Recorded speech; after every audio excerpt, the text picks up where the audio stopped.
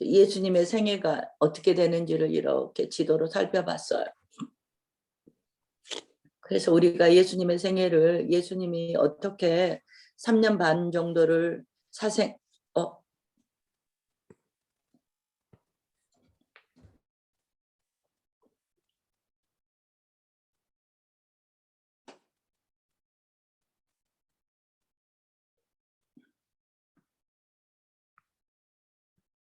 네. 화면 공유를 지금 했는데 안 나오네. 안 나와서 지금 잠깐만요.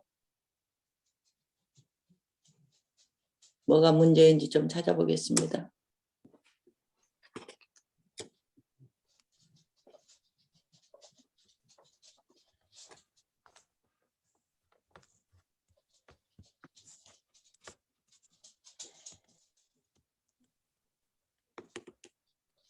네, 됐습니다.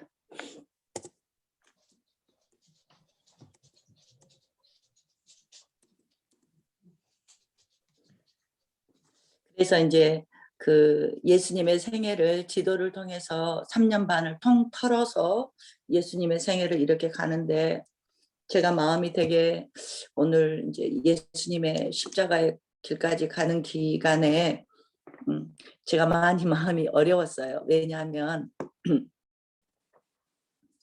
우리가 이렇게 지식으로 아는 게 아무 소용이 없잖아요. 이렇게 하나님께서 주신 마음이 우리 안에 부어져서 갑자기 주님이 주신 마음이 부어졌어요. 부어졌는데 정말 예수님이 이제 3년 반의 공생애를 이렇게 보다 보면 예수님께서 얼마나 긴장감 있게 끝없이 죽이려고 물고 뜯는 사람들 가운데서 3년차 6월절에는 내려가지도 못하고 북방 쪽으로 다니면서 제자들 집중 훈련하면서 이방인들 지역으로 다니면서 마지막 제자들을 다듬어 주시고 그리고 마지막 6개월을 남겨놓고 초막절 때 예수님 내려오셔서 그 계속 죽이려는 그런 사람들을 피해 다니면서 때로는 몰래 다니시고 이러면서 마지막 사역을 하시다가 결국은 에브라임 빈들에서 또 숨어서 제자들하고 계시다가 마지막 엿새째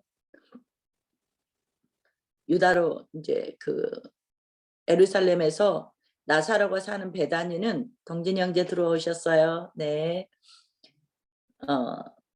제가 지금 여러분 카톡에다가 사진을 한 장 올려드릴게요. 곧 이제 이제 사순절도 오고 지금 진행 중이고 그럴 테니까 제가 한 장을 올려드리면 여러분이 이게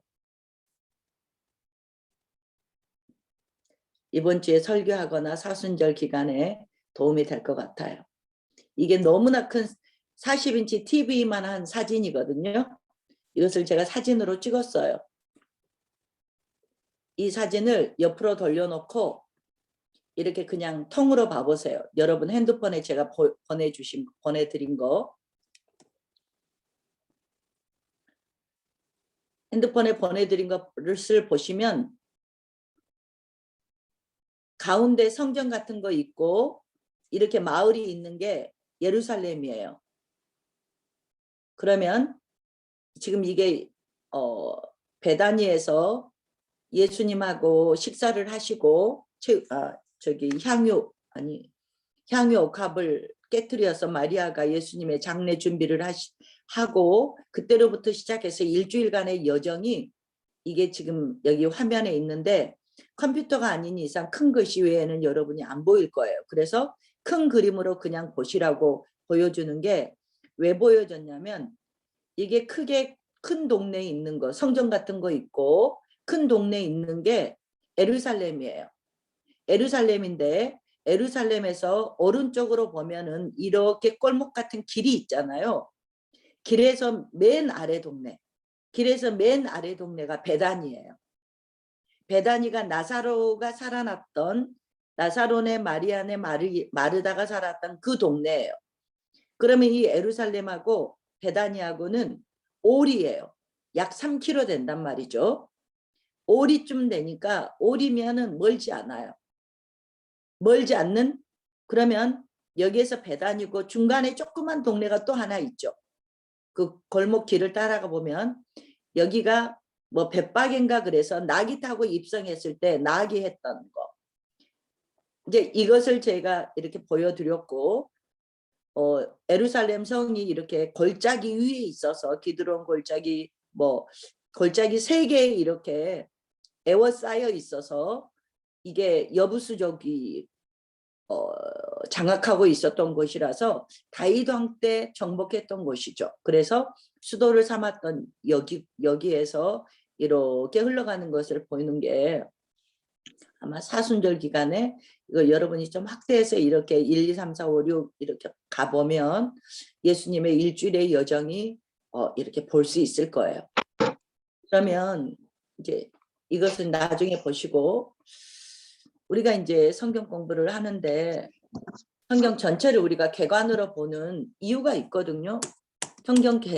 우리가 이제 오늘 여호수아를 하기로 해서 이제 민수기 신명기에서 광야 시대가 끝났고 정복 시대라 여호수아는 정복이다. 그래서 그 모압 평지에서 모세는 하나님께 부르심을 받았고 이제 여호수아가 바턴을 안수를 받고 모세의 바톤을 넘겨받고 이제 정복 시대로 들어간단 말이죠. 그래서 여기를 지나가는데 그러면 정복 시대를 통해서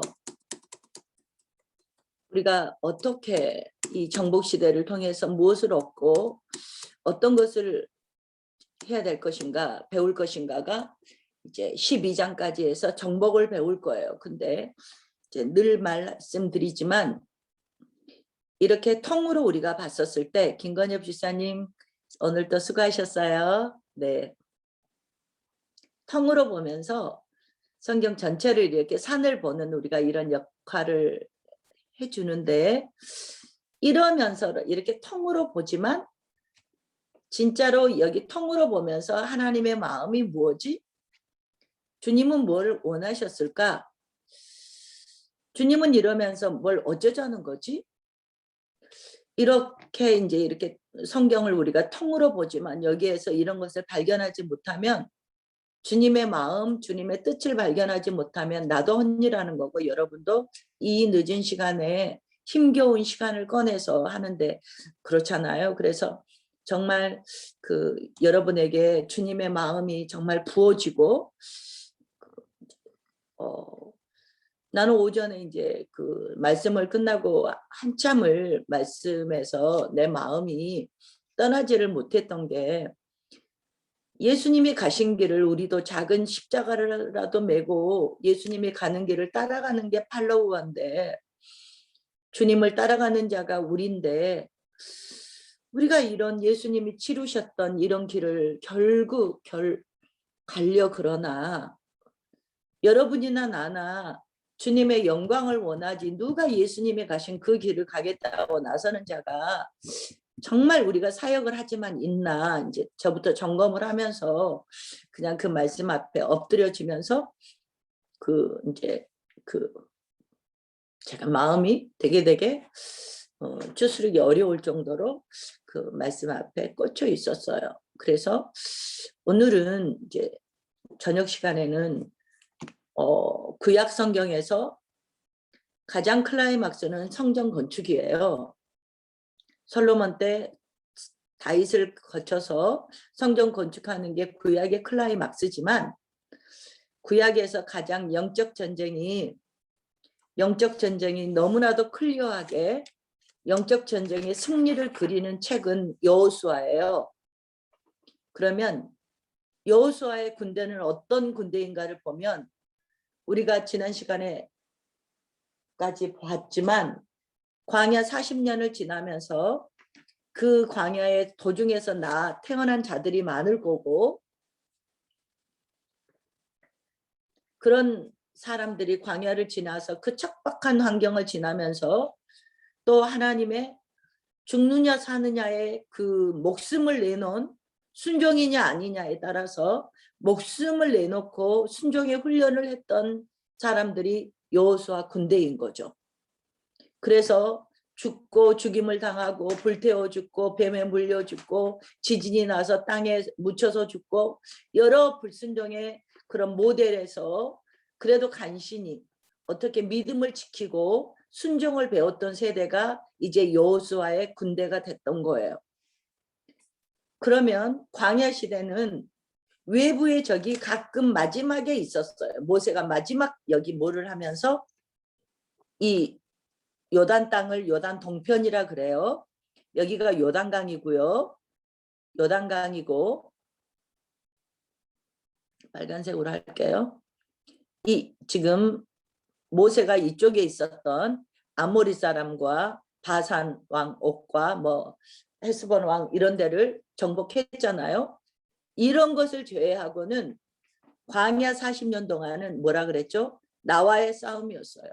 내가 하나님께 순종할 수 있는지, 내가 어떤 경우에도 하나님만 바라볼 수 있는지, 이거 정말 어려운 일이잖아요. 어떤 경우에도 어떻게 하나님만 바라보냐고요. 환경이 보이는데, 물결이 보이는데 어떻게 그 중에서도 하나님만 보이냐고. 그럼에도 불구하고 이 훈련을 하게 했던 게 광야 40년. 그래서 이 광야의 40년의 훈련은 나와의 전쟁이었다. 내 안에 있는 나, 내 안에 있는 나, 세상을 사랑하고 세상을 따라가고 싶고 세상에 있는 것을 흠모하고 있는 나와의 싸움이었다. 그래서 여기를 통과한 자가 이제 여기에서는 이제 모델로 이렇게 위에 있지만 원래는 여기쯤 아래쯤에 있어요. 이 가나안 이제 요단을 건너가야 되는 시딘 지역에서 지금 모압 이렇게 요단 동편에 있는 거죠. 여기에 있으면서 이제는 전열을 가다듬고 리더가 체인지된 상황에서 이제 여호수아의 리더가 돼서 이제 요단강을 건너서 가나안 입성을 하면 그래서 들어가서 가나안을 정복하게 되면 정복해야 되는 이런 숙제를 안고 있는 여호수아 군대였어요. 그래서 내가 정복된 자가 내면의 나를 정복된 자가 어떻게 하나님의 나라를 만들어 가는가가 이제 여호수아 군대의 정복 전쟁이에요. 그래서 결론으로 말하자면 가장 치열한 영적 전쟁기예요. 영적 전쟁기지만 우리는 영적 전쟁이라고 말하지만 여기에서는 치열한 진짜 육적인 전쟁기였죠. 그래서 목숨을 내고 순종을 훈련을 했던 사람들이 40년간의 훈련을 받았던 사람들이 어떤 사람은 더 어리기도 하겠죠. 그랬던 사람들이 이제 가나안 땅이라는 하나님의 나라를 정복해야 되는 시점에 와 있어요. 그래서 이 여호수아 정복기는 한마디로 말하면 무슨 전쟁이었냐 그러면 홀리월이에요.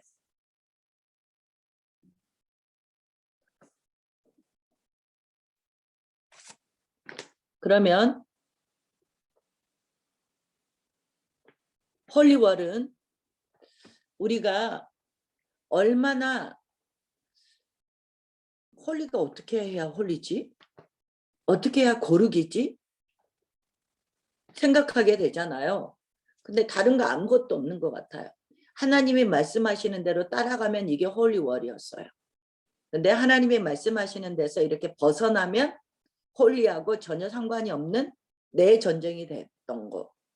이제 이런 것들을 우리가 전체적인 것을 이제 보면서 한번 가겠습니다. 그래서 가나안 땅을 들어가는 것은 이제 여기까지도 훈련이 있었지만 지금 여기까지 오는 것도 훈련이 있었지만 들어가서도 모든 것은 하나님을 신뢰하고 그분의 말씀대로 쫓아가느냐 믿음과 순종의 결과가 이 가나안 땅을 하나님의 나라의 땅으로 정복하는 것일지 아닐지를 우리에게 이제 보여주고 있어서 그래서 이 정복하는 모든 것은 인간의 물론 수고가 들어가지만 이 모든 디자인과 모든 아이디어와 모든 전술은 누구에게서 나오냐면 하나님께 나와요.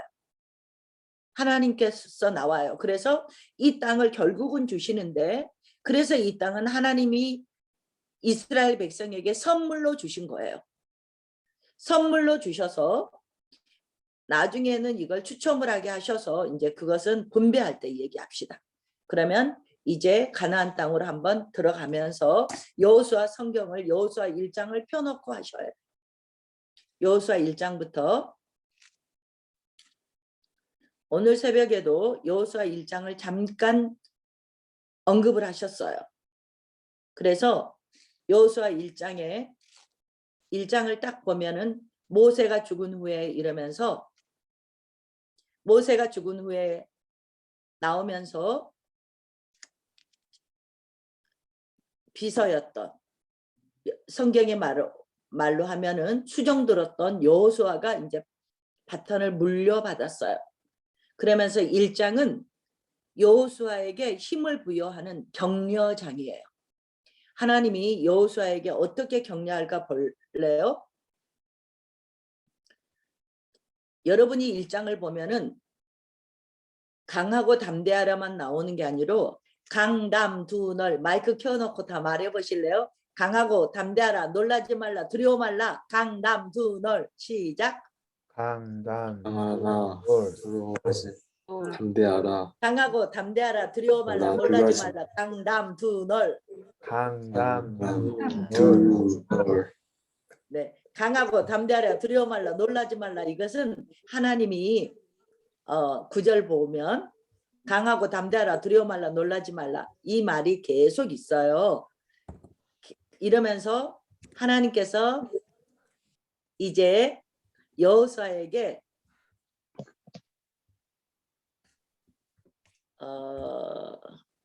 1장 7절을 보면 또 여기에 이제 극히 강하고 담대하라, 내가 명령한 율법을 지켜서 행해라 그러면서 여호수아에게 율법을 들려주셨어요. 지금 하나님께서 격려하시는데 너에게 무기를 주겠다. 그런데 이 말씀을 딱 붙잡으라는 거였죠. 8절은 뭐예요? 시편 1편 같아요. 하나님의 말씀을 주야로 묵상하라 그랬죠. 그리고 행하라. 그러면 형통을 줄 거다. 또 9절에 강담 두널 하면서 계속 이 9절까지는 하나님께서 여호수아에게 하나님의 말씀을 다시 한번 손에 들려주시면서 하나님의 격려가 있었어요. 그랬는데 이 백성들이 이제 마지막 봐볼래요? 1장 마지막 절을 좀 보면 백성들이 하는 말이에요. 두제파 반의 이제 리더들이 하는 말이겠지만 백성들이 뭐라고 하냐면 1장 17절에 16절부터 눈으로 보세요. 당신이 여호수아예요. 여호수아에게 당신이 우리를 보내시면 우리는 갈 겁니다. 그러니까 17절 범사에 우리는 모세에게 순종한 것 같이 여호수아의 당신에게도 순종할 거예요.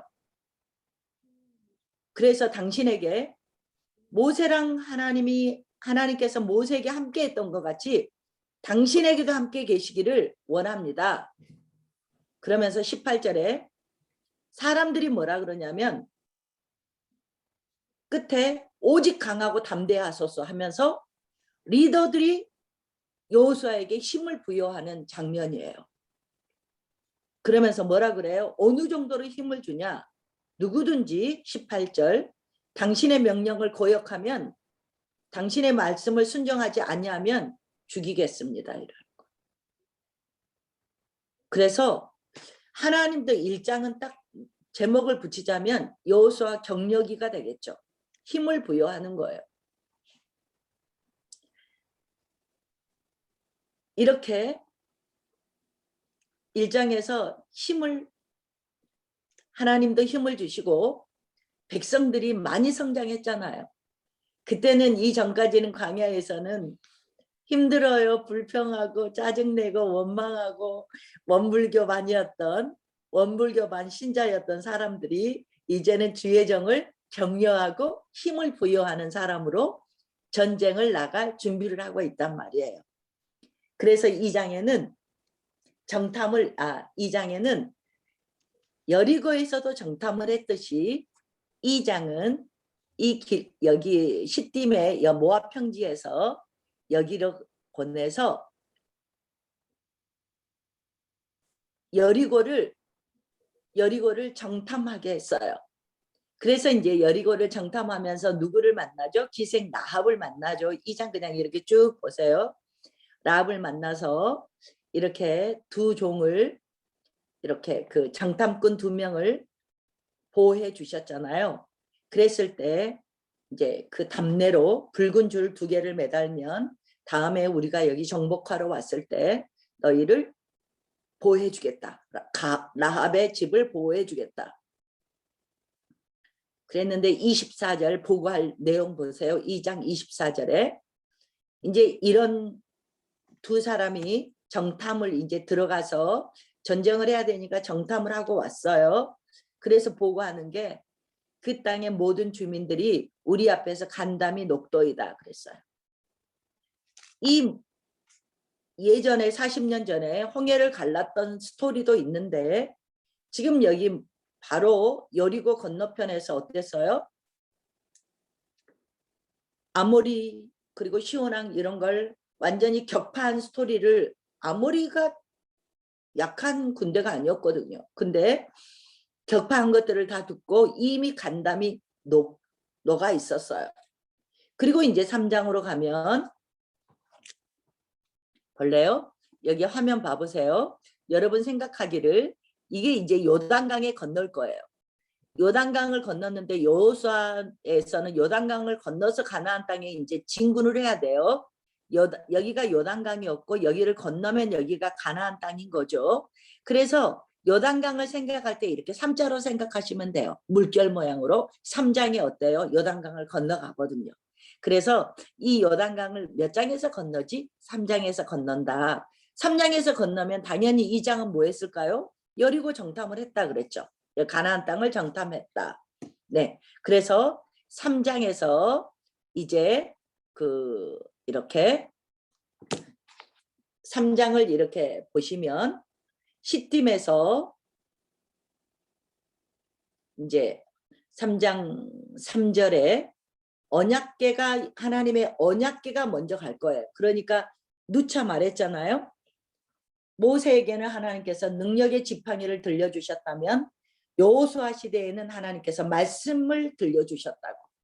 그래서 그걸로 3절에 보면 하나님의 언약궤가 먼저 요단강에 발을 디딜 거예요. 그러면 그 뒤에 있는 갈라지면 뒤에 사람들이 걷겠죠. 그랬는데 우리가 홀리월이라고 했던 게 3장 5절 보면 이제 내일 요단강을 건널 거예요. 내일 요단강을 건널 건데 3장 5절에 뭐라 그래요? 성결하라고 그래요. 하나님께서는 매번 하나님의 역사를 이루기 전에 큰 역사를 이루실 때는 가장 우리에게 요구하시는 게 성결이었어요. 성결을 요구하시고 6절에 이제 제사장들이 이렇게 먼저 이렇게 지나갈 거예요. 그랬는데 보세요.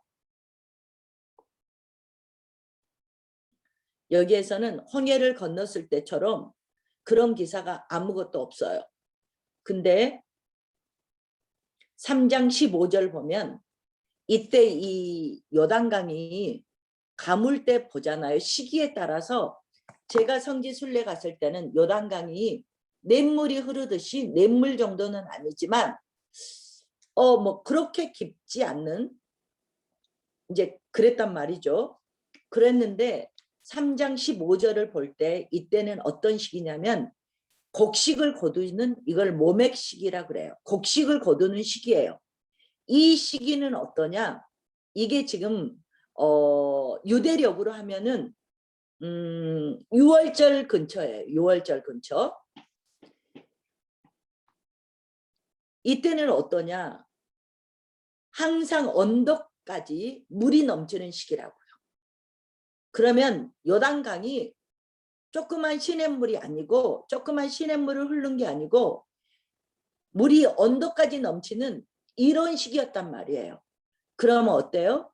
하나님께서 하신다는 믿음이 없었다면, 여호수아가 바라보고 하나님의 말씀하신 대로 백성들이 함께 바라보지 않는다면 또 홍해 앞에처럼 어땠을까요? 두려워하고 떨고 원망하고 불평이 나올 텐데, 미리미리 성결을 준비하고 하나님이 하실 것을 약속하고 11절에 언약궤가 먼저 앞에서 떠나가고, 그리고 나서 이제 13절에 보면 하나님의 궤를 맨 제사장들이 요단물을 밟았어요. 믿음으로 밟았을 때 물이 끊어지고, 이렇게 아래로 끊어지고 위에서 끊어지고 이렇게 했죠. 위에서 딱 끊어지면 아래는 사해로 이 물이 흘러가 버리고 없겠죠. 여기를 지나가게 했어요.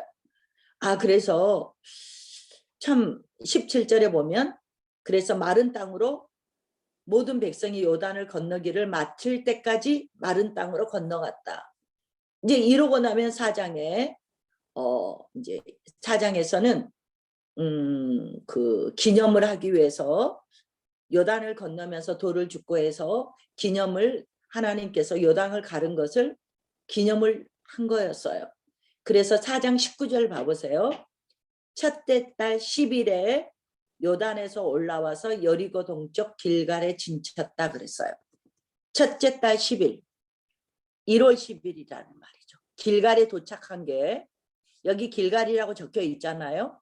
이 길갈에 요단을 건너서 길갈에 도착한 게 만 40년이 지나고, 만 40년 광야를 지나고 이제 41년째 1월 10일이니까 만 41년째지만 1월 14일 날 1월 14일 날 출애굽했으니까 아직은 1월 10일이니까 만 40년이 안 된 거죠.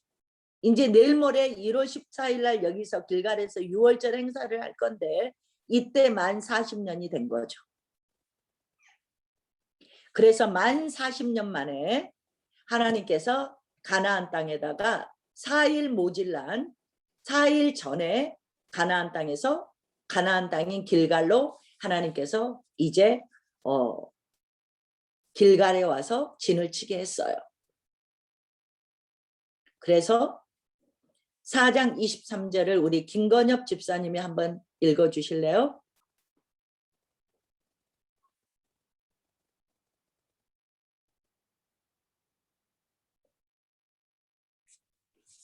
너희 하나님 여호와께서 요단물을 너희 앞에서 마르게 하사 너희를 건너게 하신 것이 너희 하나님 여호와께서 우리 앞에 홍해를 말리시고 우리를 건너게 하신과 같았나니. 마지막까지요. 이는 땅의 모든 백성에게 여호와의 손이 강하신 것을 알게 하며 너희가 너희의 하나님 여호와를 항상 경외하게 하려 하심이라 하라. 하나님께서 우리에게 기적을 항상 베풀어 주실 때는 똑같은 마음이에요. 우리를 통해서 하나님을 온 천하에 보이게 하시려고, 두 번째는 우리 개인적으로는 하나님을 너무 사랑해서 하나님 곁에 있게 하려고.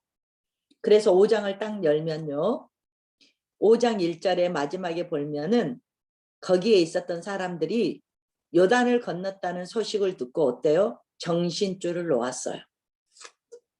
정신줄을 놨죠. 그러면 우리 김현철 목사님은 손자병법도 알고 삼국지도 아주 재밌게 알고 해서 무협소설을 한번 쓸 법한데, 이러면은 어때요? 병법에 의하면은 심리전이잖아요. 기사가 충천했었을 때 정복전에 들어가야죠. 근데 하나님께서는 뜬금없이 느닷없이 정신없이 무슨 일을 하라 그런지 보실까요? 5장 2절에 보니까 할례하라 그래요. 5장 2절에 보니까 할례하라 그랬어요. 그래서 5장 4절에서 왜 할례를 하라 그랬냐? 광야 노중에서 못하니까 이제 여기서 하라는 거였죠. 못했던 사람들이니까. 그래서 7절 보면 7절에 할례를 했어요. 할례를 하고 8절에 보면 낫기를 기다렸어요. 그랬는데 9절 우리 김동준 형제님이 읽어주실게요. 여호와께서 여호수아에게 이르시되 내가 오늘 애굽의 수치를 너희에게서 떠나가게 하였다 하셨으므로 그곳 이름을 오늘까지 길갈이라 하느니라. 아멘. 아멘. 감사합니다. 길갈인데 이름의 뜻이 뭐냐면 오늘 애굽의 수치를 너희에게서 떠나게 했다고 했어요. 그러면 이 군대는 여호수아와 갈렙 외에는 애굽을 모르는 사람이에요. 그쵸? 여기 노중에서 광야에서 태어난 사람들이 많단 말이죠. 거의란 말이죠. 그랬는데 애굽의 수치가 떠나갔다 그랬어요. 무슨 말일까요? 왜 애굽의 수치가 떠나갔다 그래서 길갈이라 그랬을까요? 무슨 말이냐면 하나님이 할례를 행해라 이 말은 우리는 항상 일이 먼저예요. 저는 그래요. 일이 먼저여서 정복해라 그러면은 일어나서 정복을 먼저 해야 돼. 근데 하나님은 순서가 어땠어요? 요단을 건너기 전에도 하나님은 우리에게 부탁하신 것은 성결이었어요. 그렇죠? 성결을 준비하라 그랬어요. 그러면 5장 1절에 주변의 사람들이 정신줄을 놓고 있으면 이 요새를 몰아서 전쟁을 해야 되는데 뭐 하고 있냐면 60만이 넘는 남자들이 다 쓰러져서 남자들 포경수술하고 그때는 부싯돌로 했잖아요. 그리고 뭣도 없어요. 종이컵도 없어요. 그러니까 누워 있어요. 그러면 뭐를 한 거죠? 완전히 무장 해제된 거예요. 그렇죠? 이럴 때 여리고에서 정찰을 하다가 이걸 보면은 와서 전쟁을 하면 다 뭐 하게 되는 거죠? 다 죽는 거지. 그렇죠? 다 그때 아파갖고 제일 아플 때가 2, 3일째 아니에요? 아파 있는데 어떻게 전쟁을 하겠냐고. 그럴 텐데 적이 발견해서 아마 전쟁을 하게 되면 몰살될 위기인데도 이 사람들이 하나님이 할례해라 한다고 할례를 했다고요. 하나님이 우리 어제는 온바스에서 그제는 온바스에서 아브라함 이삭에 관한 순종과 믿음을 봤잖아요. 마찬가지인 것 같아요. 네 얼마나 나를 믿는 거야? 라는 하나님의 신뢰의 문제였던 것 같아요. 이걸 이스라엘 백성들이 하나님이 하란다고 했어요. 이건 뭘까요? 하나님을 믿어버렸다는 거죠. 뭘 내걸고 내 목숨을 걸고 믿어버렸다는 거죠. 이 모습을 보시고 하나님이 얼마나 귀했는지 애굽의 수치가 물러갔구나라는 감탄 같은 말씀이세요. 뭔 말이에요? 애굽은 세상이에요. 누가 세상을 사랑하는 마음이 없겠어요. 그런데 애굽은 세상을 뜻하고 불순종의 세대를 뜻해요. 근데 여기에서 할례를 하라 그런다고 하고 있는 이스라엘 백성들이 누워있는 그 광야에 정말 웃기지 않아요? 60만의 남자들이 다 누워서 아파서 누워있는 이 모습을 보고 하나님은 너무나 감동을 하신 것 같아요. 하나님의 마음에 어쩌면 한이 풀어졌는지도 몰라.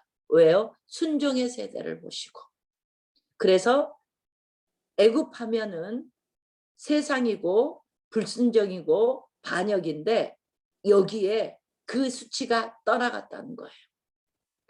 그토록 불순종했던 그 수치를 떠나갔다. 그리고 길갈이라고 했어요. 그래서 이런 하나님께서 할례를 한 믿음을 받잖아요. 그래서 여기에서는 조금 전에 요단강을 건너기 전에는 성결해라고 말을 했지만 전쟁하기 전에는 할례하는 게 뭐예요? 하나님의 여러분 온바스에서 배웠잖아요. 하나님의 제가 언약 백성입니다. 라는 하나님과 우리와의 사인이었잖아요. 할례가. 그래서 전쟁보다 그리고 이 땅을 얻어서 승리하는 것보다 무엇이 먼저냐? 우리는 하나님과의 관계가 먼저다라는 걸 우리에게 하나님 말씀하고 계시는 거죠.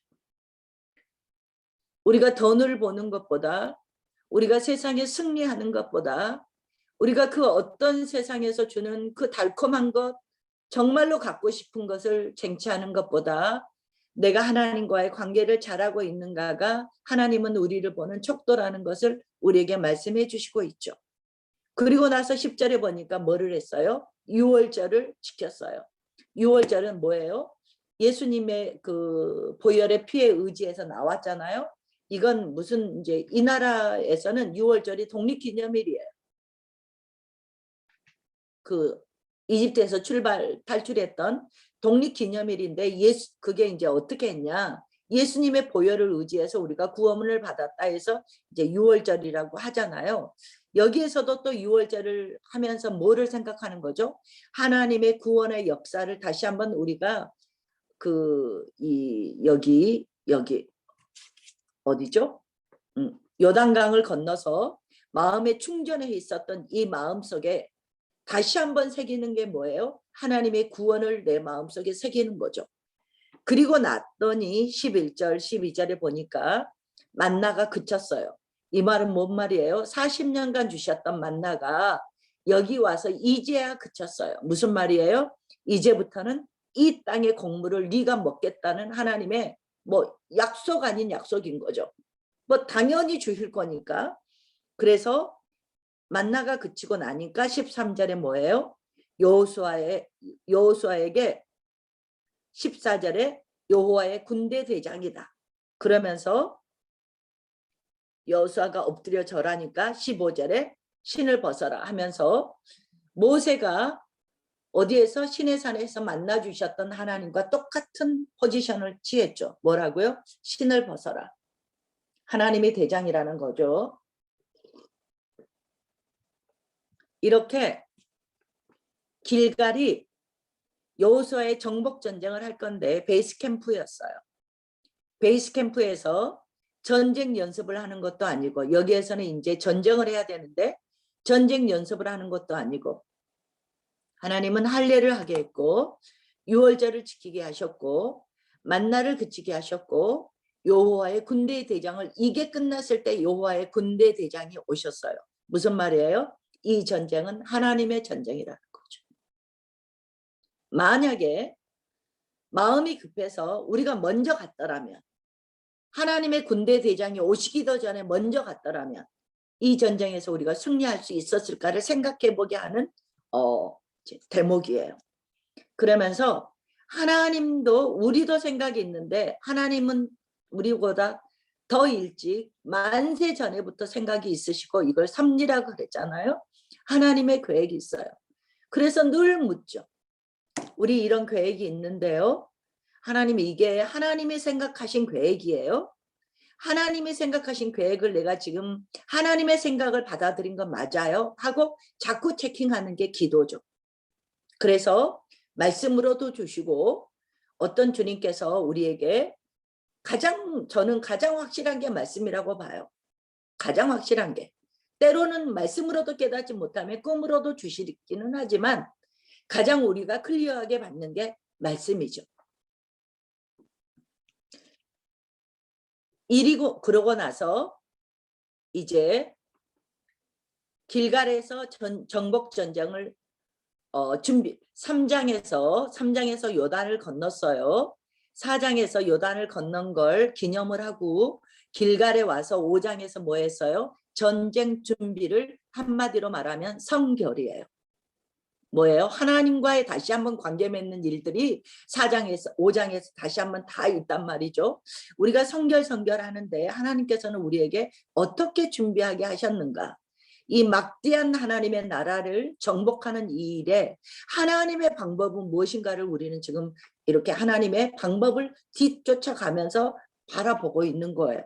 그러면 우리 인생은 어떻게 가야 될 것인가를 보게 되는 거죠. 그리고 나서 하나님은 우리나라가 메가더 장군을 통해서 인천 상륙 작전으로 허리를 먼저 딱 갈라놓고 이렇게 전쟁을 했던 것처럼 여기 여호수아의 정복 전쟁이 7년간 되거든요. 여호수아 정복 전쟁을 할 때 먼저 허리를 정복해요.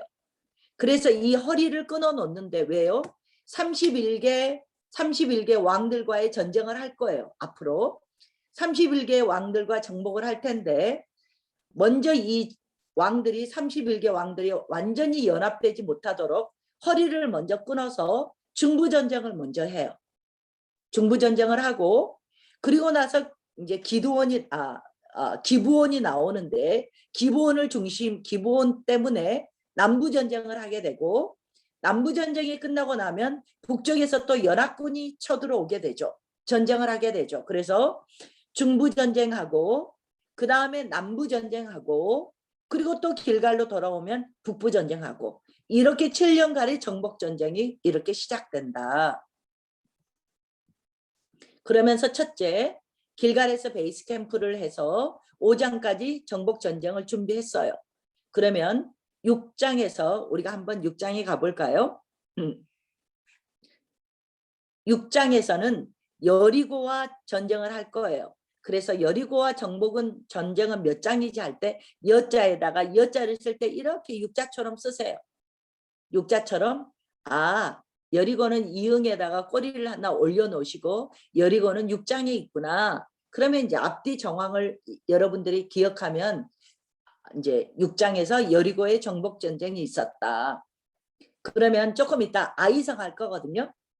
아이성의 전투는 아이성 전쟁은 몇 장이 있을까요? 이응 동그라미가 2개잖아요. 그러니까 8장으로 갈 거예요. 아이성은 동그라미가 2개니까 8장이 있을 거예요. 조금 이따 기브온을 통해서 남부 전쟁을 9장에서부터 할 거거든요. 그러면 구브온이라고 생각하시면 돼요. 구브온이니까 9장에 있구나 하면 이제 이렇게 9장까지 그냥 흘러가게 되겠죠. 그래서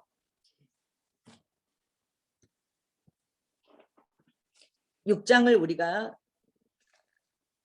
보시면 이제 뭐 허무맹랑한 이제 제가 전체를 보여드릴게요.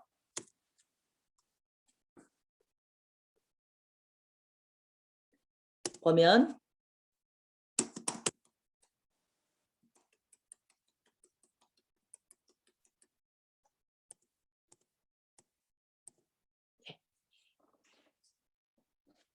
(1장에서) 시팀에서 있었고요.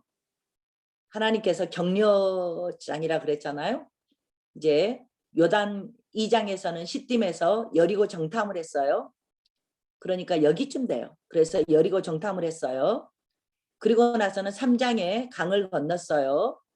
그리고 이 길갈인 베이스 캠프에서 뭐를 했어요? 4장 5장 보니까 기념을 했고 요단강 건넌 걸 12설을 세우고 기념을 했고 할례를 했죠. 유월절을 지켰죠. 만나가 굳혔죠. 하나님의 군대 대장이 오신 게 5장의 스토리였어요. 그리고 6장에 가면은 이제 여리고 전투를 하게 되겠죠. 여리고 정복은 어떻게 했어요? 진짜 웃기죠. 하루에 한 바퀴씩 여리고 성을 돌았어요. 그리고 마지막 날은 7번을 돌았어요. 13바퀴를 돌았다. 그래서 들리는 소리 없도록 말을 하지 못하게 했어요. 그리고 정군이 서고 마지막에 중간에 정군이 먼저 진영을 하고 양강 나팔부는 제사장들이 가고 언약궤를 맨 제사장들이 가고 후군들이 따라서 여리고를 이렇게 13바퀴를 다 마지막 일주일째 13바퀴를 돌았을 때 여리고 성벽이 무너졌어요. 어떤 것도 안 했는데 무너져서 진멸을 하게 됐어요. 하나님이 진멸 작전이에요. 진멸. 가나안전은 진멸이에요. 그래서 사람들이 뭐라 그러냐면 아이고 무서워. 하나님 왜 이렇게 무서운 거야? 이렇게 생각을 해요. 이것은 성경을 모르는 사람들이 하는 소리예요. 왜냐하면 창세기 15장에 이 땅을 줄 거야 하고 아브라함한테 이미 약속을 했어요. 창세기 15장에. 이때가 몇 년이냐면 거의 430년 전, 더 거슬러 올라갈 거예요. 430년 전보다 더 거슬러 올라가죠. 아브라함 때니까. 그러면 어쩌면 창세기 15장에 아브라함한테 이 땅 줄게 이러면서 뭐라 그랬냐면 아직은 이 땅의 사람들, 아모리 사람들의 죄가 아직은 하나님이 심판할 정도로 차지는 않았어. 그래서 하나님께서 이 사람들의 죄를 보면서 몇 년을 기다리신 거예요? 430년을 참고 기다리셨던 거예요. 그랬다가 이 땅에 이제는 더 이상 하나님께서 첫 번째는 더 이상 이 땅에 죄가 너무너무 죄가 타서 뭐 하는 거예요? 심판자로 이스라엘 백성을 보낸 거예요. 두 번째는 왜 진멸하라 그랬냐? 그러니까 하나님이 430년을 참으시다가 심판자로 이스라엘 백성을 보내신 거다. 두 번째는 왜요? 남겨두면 너희가 그들의 신을 쫓을까 봐, 그들의 문화를 배울까 봐, 그들의 종교를 배울까 봐. 그래서 하나님의 문화, 하나님의 말씀, 하나님의 신앙에서 떨어질까 봐 하나님은 진멸을 요구했어요. 그래서 여기에서는 가나안 전쟁은 진멸전이거든요. 진멸전을 하라 그랬는데, 그래서 정말 여리고 정복을 6장에서 처음부터 끝까지 하나님의 은혜로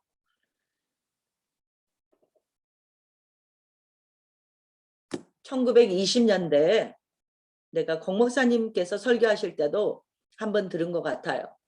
근데 제가 이제 자주 하는 말이거든요. 1920년대에 고고학자들이 여리고에 옛날 고성이 발굴이 됐어요. 그랬는데 그 고성에 벽 있잖아요. 성벽이 고대에는 거의 이중으로 돼 있어요. 왜요? 밖에서 무너뜨려도 또 안에 내벽이 또 있어서 적들이 밖에서 벽을 무너뜨려도 곧바로 정복되지 못하도록 외벽이 있고 내벽이 있어요. 그러면 이 가운데는 공간을 두고 또 내벽이 있단 말이죠. 그래서 이 벽이 어느 정도냐, 4차선 고속도로가 될 만한 벽의 두께란 말이에요. 얼마나 두꺼운지 알겠죠? 벽이 4차선 고속도로가 다닐 만한 그 벽의 두께인데 어쨌단 말이죠.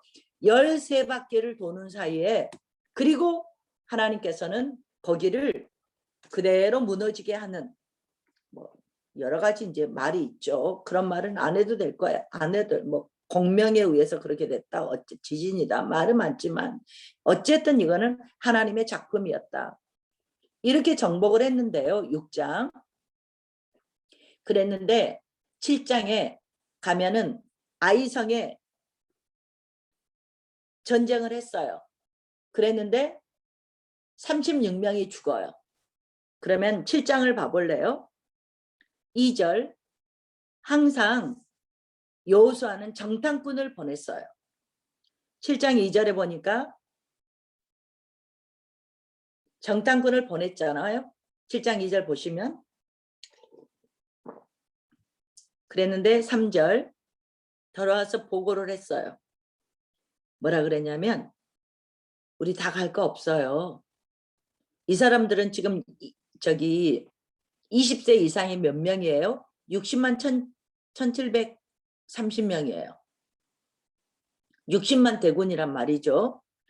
그런데 여기는 2~3천 명만 올라가도 될 것 같아요. 그랬어요. 그래서 다 가서 수고할 필요 없습니다. 그랬더니 4절에 보면 3,000명이 올라갔는데 어땠어요? 36명이 죽음을 당했어요. 그래서 6절에 보면 여호수아가 옷을 찢고 요단강까지 건너서 또 요단강도 건너게 하시고 여리고도 정복하게 하신 하나님이 이렇게 작은 성읍에서는 왜 멸망하게 했습니까? 하고 7절에 원망하는 듯이 이렇게 울잖아요. 슬퍼하잖아요. 여러분은 이게 뭐가 잘못된 것 같아요? 그랬을 때 10절에 하나님께서 여호수아에게 일어나라 그랬어요. 그러면서 11절에 이스라엘이 범죄했다고, 진멸이면은 다 이렇게 이제 멸하고 취하지 않는 거잖아요. 그랬는데 도둑질했다라고 너희 안에 그 물건이 있다라고 말을 해줬어요. 하나님께서. 그러니까 하나님께서는 그래서 두 가지 범죄가 되는 거죠. 첫 번째는 정탐꾼의 말을 듣고 하나님께 묻지 않고 인간의 자기의 힘으로 된 건 줄 알고 했다가 자기의 생각대로 갔다가 3,000명이 갔다가 당한 거죠. 이런 실수도 있었겠지만 주님께서는 뭐라 그랬어요? 진멸하라 그랬는데 도둑질했던 것에 대해서 이렇게 스탑을 하나님께서는 하게 했어요. 그러면서 하나님의 방법은 뭐였어요? 13절. 범죄했을 때 모든 백성들을 공동체가 이 60만인데 군인만 60만인데 한 명이 실수했는데 모든 백성의 발걸음을 스탑을 시켰어요. 이렇게 한 명의 죄가 공동체에서 얼마나 중요한가를 우리에게 보여주고 있어요. 그랬는데 하나님은 어떻게 하라 그래요? 성결하라 그래요. 누가? 다 같이. 다 같이. 이해하시겠어요? 우리 같으면 물론 조금 있다 아간이 도둑질 했거든요. 외투 한 벌에다가 금 한 덩어리, 은 한 덩어리 이렇게 도둑질 했거든요. 숨겨놨어요. 아간만 한 게 아니라 한 사람의 죄를 지었는데 온 공동체의 죄로 하나님은 보시고 뭐란 거예요? 백성을 거룩하게 하라. 13절에 내 일을 위하여 스스로 거룩하게 하라. 이게 정리되지 않으면 내 원수들 앞에서 능히 맞서지 못할 것이다 하면서 정복 전쟁을 스탑을 시키셨단 말입니다. 참 그 공동체에서 한 사람의 죄가 이렇게 죄얼이 이렇게 무섭단 말이죠. 그래서 하나님의 방법 이제 결국은 아간이 뽑혔고 이제 뭐 21절도 보시고 24절도 보시고 뭐 어때요? 다 죽는 거죠. 또 그 아들 아간을 잡고 세라의 아들 24절 보면 아간을 잡고 외투 금은뿐만 아니라 뭣도 아들들 딸들 소들 나귀들 양들 그에게 속한 모든 것 악을 골짜기로 가서 어쨌어요? 죽었어요. 돌로 치고 불사르고 해서 죽임을 당했어요. 그리고 백성들도 거룩할 수 있도록 성결을 했고 그리고 나서 8장에 가면은 아이성 전투를 다시 하나님께서 두려워 말고 이제는 올라가라 그랬고 이때는 복병제도라는 하나님이 또 전수를 주셨어요. 숨어서 일부는 들어가고 일부는 숨어 있다가 뭐 이거 읽어보시면 아는 내용 한번 읽어보시면 되고요. 하나님께서 또 이렇게 하셔서 베델 아이 이쪽을 또 다 중부를 이렇게 이기게 하셨어요. 그리고 나면은 이게 이제 8장의 스토리였어요. 그리고 이제 승리했잖아요. 그러면은 9장은 뜬금없이 이제 9장은 뜬금없이 기브온 전쟁이 이제 기브온 전쟁이 아니고 기브온 주민들이 9장 3절 기브온 주민들이 와서 이스라엘 백성들을 속이는 사건이 나오죠.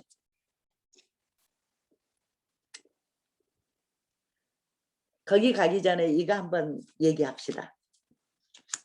우리가 요단강 건넜죠. 요단강 건넜죠. 내가 이 요단강을 건너는 것이 항상 요단강을 건너는 지역이 건너기 가장 좋은 지역이 여리고 앞쪽이에요. 그러면 사복음서도 보면은 항상 하나님께서 여기 여리고 건너서 나가시더라 이런 말도 나오고 건너서 오면서 여리고로 들어가시더라 이런 말도 나오고 하면서 이 요단강을 건널 수 있는 곳이 이쪽인 것을 우리가 보게 돼요. 그러면 보세요. 제가 구약과 신약을 이렇게 이어드릴게요.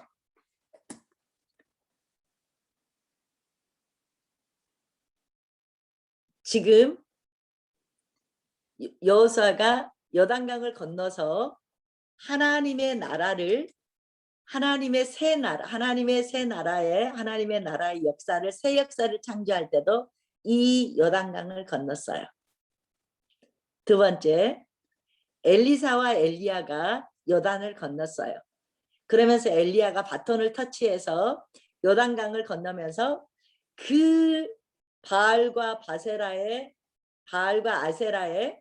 바알 왕국이 돼 있는 곳에 하나님의 나라를 새롭게 세워야 되는 하나님의 사람들 엘리사, 엘리야 다 이 요단강을 건넌 사람들이에요.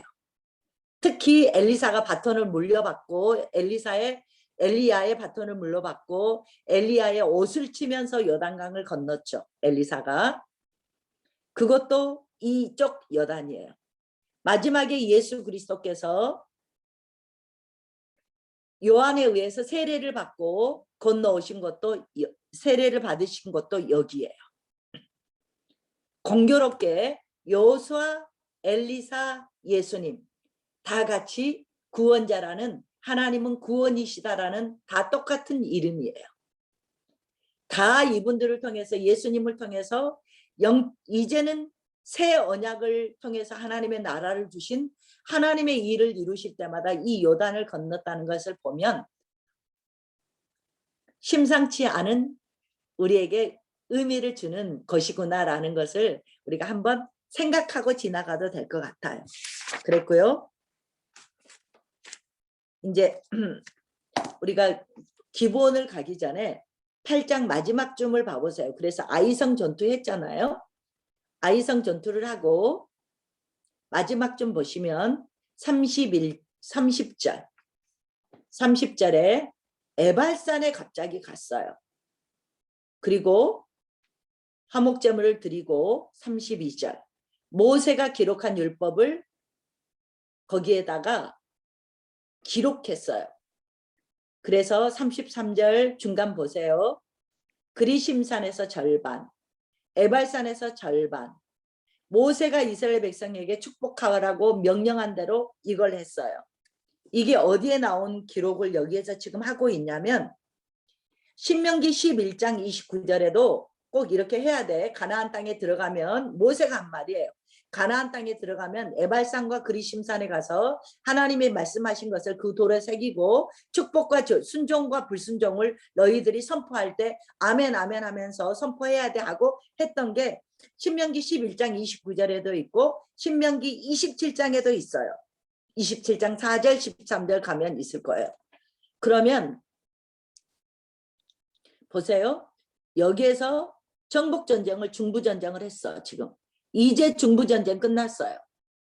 그러면 전쟁을 했으면 이제 아이성 전투까지 끝나고 가운데를 다 먹었으면 남부를 가든지 북부를 가야 되는데 뜬금없이 거리도 가깝지 않아요. 이 길갈에서 베이스 캠프인 길갈에서 에발산과 그리심산이 꽤 먼 거리인데 이렇게 백성들이 두 군데로 나눠져서 모세가 하라 그랬다는 그것을 지금 이 시점에서 한단 말이에요.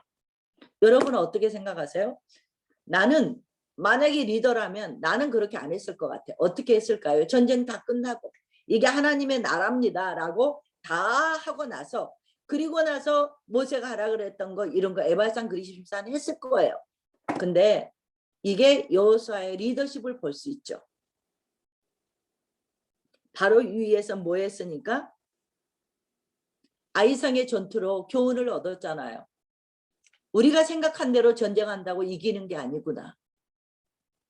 우리 중에서 한 명이라도 하나님의 말씀에 불순종한 사람이 있다면 이 전쟁은 도저히 이길 수 없는 전쟁이구나.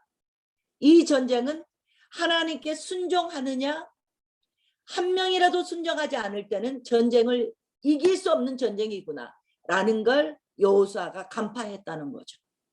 그리고 뭐를 해요? 이 전쟁 기간에 전쟁 중에 에발산과 그리심산에 가서 우리한테는 전쟁보다 더 시급하고 더 중요하고 더 우리한테 세워져야 되는 건 하나님의 말씀입니다. 그러면 거기서 이 하나님의 말씀을 돌에다 새기고 이런 게 기간이 얼마나 걸렸겠냐고요. 근데 전쟁 중에 이런 일을 하는 한번 상상을 해보세요. 이런 일을 하는 의도가 뭐였을까? 라고 보면 여러 가지 이제 학자들의 말이 있겠지만 나는 그냥 이걸 그대로 보고 싶어요. 아이성에서의 패배를 경험을 했어요. 많은 사람의 패배도 아니야. 한 사람의 불순종이 결국에 공동체의 패배로 왔어요. 그러면 우리가 심겨야 되는 게 뭘까 보면 하나님의 말씀이 심어지는 것 보고 이거보다 더 중요한 것이 없구나라는 건 여호수아는 절절히 느꼈을 거예요. 그렇구나. 우리 마음에 하나님의 말씀대로 한다는 거. 우리가 가는 게 우리가 전쟁하는 게 아니고 우리는 하나님의 말씀을 따라가는 자일 그것뿐이라는 것을 구구절절히 마음의 모든 백성에게 심기 위해서 이 일을 하였구나 생각하면 그래. 여호수아의 리더십이 바로 이거였구나. 그래서 34절에 보면 8장 33절에 마지막에 보면 모세가 말한 대로 이렇게 하게 했어요. 그래서 이제 했고 명령한 대로 축복과 순종과 불순종의 말씀을 다 새겼고 선포를 했고 34절에 또 율법책에 기록된 모든 것대로 또 낭독했고 35절에 동행하는 거류민들 앞에서 낭독하지 아니한 말이 하나도 없었더라. 이럴 정도로 이게 얼마나 많이 걸렸겠냐고요. 낭독하는 것도 시간이 걸렸을 거고 돌에다 새긴 것도 시간이 걸렸을 거고 이러면서 정말 우리한테 중요한 게 뭔가 하면은 하나님의 말씀이 돌에다 새긴 것처럼 우리 마음에 새겨져야 되는 게 영적 전쟁이구나라는 걸 우리한테 정말 알려줘요. 이런 거는 이렇게 판으로 볼 때 보이는 거예요. 이렇게 한 판에 놓고 봤을 때. 이 여호수아가 이런 아이상의 패배를 경험하고 그리고 결국은 하나님이 복병이라는 전술을 주셔서 결국은 승리했지만 그 다음에 했던 게 뭐예요? 하나님의 온 백성의 마음에 하나님의 말씀을 판을 박아버리는 거. 이게 정말 하나님의 그 전쟁이구나. 우리의 영적 전쟁이 이거구나라는 것을 보여주는 거죠. 그래서 여호수아 전쟁에서는 전쟁 훈련한 게 한 개도 없어요. 훈련은 뭐다? 말씀 따라가는 훈련밖에 없다는 걸 알려주신 거죠. 그리고 이렇게 8장까지 이 스토리가 흐르고 나서 이제 9장 가면은 기브온 사람들이 9장 3절에 기브온 사람들이 여리고성, 아이성 뭐 다 정복한 얘기를 듣고 이제 여러분 읽어보시면 알고 이미 아시잖아요. 이제 머리를 썼어요. 머리를 써서 그들의 최고의 아이디어를 쓴 거죠. 속였어요. 멀리서 왔다고. 멀리서 와서 이렇게 우리가 신발도 헤어지고 이렇게 떡들도 다 곰팡이 피었다고. 그래서 우리가 당신들의 종이 되기를 원한다고 그래서 조약을 맺었어요. 오케이, 그러면 계약하자 하고 조약을 맺었어요. 조약을 해버리고 하나님께 묻지 않고 9장 15절에 보면 14절에 나왔어요. 묻지 않고 여호수아가 그들과 화친했어요. 그래서 이제 서로 맹세를 했어요. 그리고 나서 16절에 조약 맺고 나서 사흘, 하루 이틀 사흘, 3일이 지나서 그 근처에 거주하는 사람들이었다는 걸 알게 됐죠. 그렇지만 이미 한번 조약 맺은 것은 하나님의 백성 속에 들어왔잖아요. 근데 21절 봐놓으세요. 조금 이따 희한한 게 보이는데 21절에 보면 그들에게 뭐를 하게 했냐면 온 회중을 위하여 이 사람들에게 나무를 패고 물을 깃는 자가 기브온 사람들이 되었어요. 그러니까 생명이 안 그러면 다 죽을 사람들이잖아요. 그러니까 기브온 사람들한테 우리가 배울 것도 있죠. 다른 사람들은 어때요? 전쟁 준비하면서 대항을 했는데 이 사람들은 지혜를 써서 자기가 살 길은 정말 빨리 엎드리는 것밖에 없다 해서 정말 시대를 잘 읽었죠. 줄다리기를 잘한 거죠. 시대를 읽고 빠른 대처를 했다는 이제 이런 우리가 배울 점도 있는 거죠. 그렇지만 하나님의 사람들을 속였다. 이제 이것은 변명할 수 없는 거죠. 그래서 나무를 패고 물을 깃는 자가 되었다 그랬어요. 그랬는데 22절 속인 걸 알았잖아요. 속인 걸 알았는데 23절 그러므로 너희는 저주를 받나니 그랬어요. 저주를 받아서 대를 이어서 종이 되어라.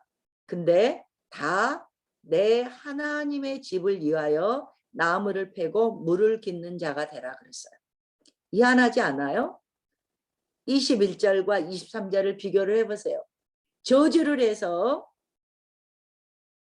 했다고 속인 걸 알고 저주를 했다고 했는데 21절은 어땠는데요? 대대로 정의된다 이런 말은 없지만 온 회중을 위하여 그건 뭔 말이죠? 이스라엘 백성들을 위해서 나무 패고 물을 깃는 자가 되었다. 그랬는데 알고 나서는 23절에 속였기 때문에 저주를 받아 하면서 대를 이어서 종이 된 것 같아요. 그랬는데 내용은 뭐예요? 하나님의 집의 일꾼이 된 거예요. 그러면 이게 그러면 하나님의 관점에서 보면 이게 저주야? 하나님께 정말 이거 축복받은 거예요. 하나님의 집에서 하나님의 집의 종이 된 거죠. 네, 뭐 이렇다는 것을 아시고 이제 27절에 그랬더니 계속 여호와의 택하신 곳에서 회중을 위하여 여호와의 제단을 위하여 나무 패고 물을 깃는 자들로 삼았더니 오늘까지 이르더라 하면서 이제 기브온이 서기는 스토리였어요. 그랬는데 10장을 딱 여니까 기브온에게 행했다는 기브온이 속임수를 쓰고 이스라엘에게 화친했다는 소리가 남부 사람 남부 왕들에게 예루살렘을 비롯한 3절에 보면 남부의 왕들이 연합해서 전쟁을 하기 기브온을 4절 보면 기브온에 쳐들어온 거예요. 니만 반역을 했어 하면서 네가 이스라엘하고 화친했다고 하면서 기브온을 남부 연합군들이 전쟁을 오자 이거는 우리가 조약을 맺었잖아요. 조약을 맺었기 때문에 여호수아가 7절에 보면 모든 군사와 용사를 데리고 이제 길갈에서 갔어요. 그래서 9절에 밤새도록 길갈에서 가서 10절에 기브온과 함께 전쟁을 해서 12절에 뭐 기브온이의 태양아 머물러라 아얄론 골짜기에 달아 머물러라 이러면서 하나님이 달도 멈추고 해도 멈추면서 태양이 계속 중천에 있으면서 전쟁을 했다. 그래서 남부 전쟁을 승리를 했다. 그리고 15절에 다시 베이스 캠프인 이스라엘로 돌아왔다. 이게 남부 전쟁의 스토리였어요. 이렇게 끝났어요. 그래서 10장에서 남부전쟁 9장 10장은 어떻게 남부전쟁을 했던 스토리가 되겠죠. 9장에 기본 동맹 맺고 이 동맹장 격퇴해서 뭐 이렇게 끝까지 드빌까지 다 이렇게 정복을 했다. 그러면 이제 중부 끝났고 남부전쟁 끝났어요. 그랬더니 11장 봐볼까요? 11장 갔더니 하솔 왕과 또 이렇게 보면은 북쪽 왕들의 연합군이 4절에 연합군이 이제 메론 물가에서 북쪽에서 전쟁을 하게 된 거죠. 메론 물가에서 5절 보니까 이 왕들이 북부 연합군 왕들이 모두 나와서 이스라엘과 싸우려고 메론 물가에 서 있었던 것을 6절부터 이렇게 발에 뒷발줄의 힘줄을 끊어버려서 말로 더 전쟁을 못하게 하려고 해서 뭐 10절 하솔 뭐 이렇게 다 16절 온 산지 평정하고 17절 세일 평정하고 19절 기본 족속 외에는 이스라엘 자손이 다 점령했다. 그래서 왜 이들을 이렇게 이들은 화치를 안 했냐? 하나님께서 20절 그들이 은혜를 입지 못하게 하려고 마음을 완악하게 해서 이렇게 멸하셨다. 하나님의 심판이었다라는 걸 알려주고 21절 조금 전에 말했던 그 다 이런 성들을 진멸했고 22절 이스라엘 자손의 땅에는 아낙 사람들이 하나도 남지 아니하였고 어디에 아낙 자손이 남았대요? 가사, 가드, 아스돗. 이제 조금 이따 나올 거예요. 여기에는 아낙 자손이 남아있다. 23절에 그리고 전쟁이 7년간의 전쟁이 마쳤다라고 우리가 이제 이렇게 정복 전쟁이 이렇게 해서 마쳤습니다.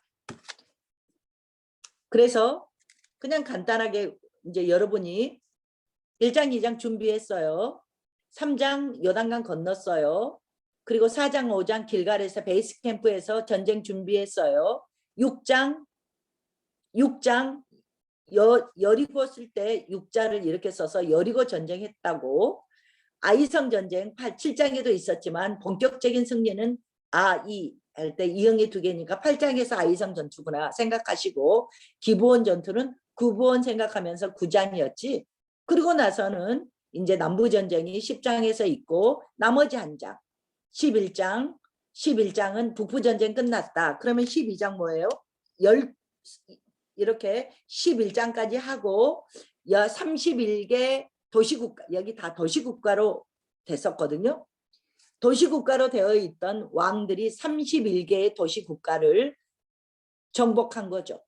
그래서 정복했던 도시국가의 왕들의 이름을 다 정리한 게 12장이에요. 결론. 이렇게 1장에서 12장까지 정복전쟁이 끝났다. 이렇게 그냥 쉽게 갈 수 있었어요. 그러면 13장에서 12장은 정복, 그 나머지 24장까지 있는데 나머지 12장은 분배. 분배 어떻게 할까? 이제 이거예요. 분배 어떻게 할까? 분배 여러분이 생각한 것처럼 어렵지 않아요. 처음에 그럼 딱 13장이 분배 시작해야 되잖아요. 그러면은 우리가 민수기 모압 평지에서 여기 요단강 오른쪽이 모압 평지였잖아요. 그래서 항상 어쨌죠? 루벤 지파, 갓 지파, 므낫세 반 지파가 여기 모압 평지에서 오른쪽에 군인들은 갈 테니까 짐승들하고 부녀자들은 이 땅에서 머물게 해주십시오 하고 있던 것이 루벤 지파, 갓 지파, 므낫세 반 지파죠.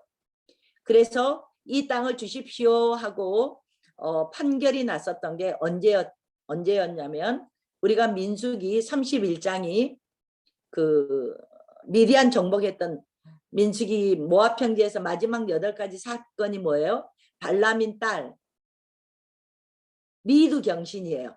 미디안을 정복한 게 31장이어서 두 지파 반이 32장이에요. 그러니까 한 개를 생각하면 늘 어디에서나 생각나게 이렇게 우리가 좀 암기를 해둘 필요가 있어요. 그러니까 민수기 32장에서 이 땅을 우리에게 주십시오 했던 약속을 이미 32장에서 모세에게 받아냈어요. 그러니까 지금 여기 들어와서 정복전쟁을 다 했잖아요. 정복전쟁을 12장에 걸쳐서 했어요. 그러면 이제 분배를 하는데 스타트가 어디냐? 13장이야. 스타트가 뭐예요? 요단 동편에 두 지파 반 주기로 했잖아요.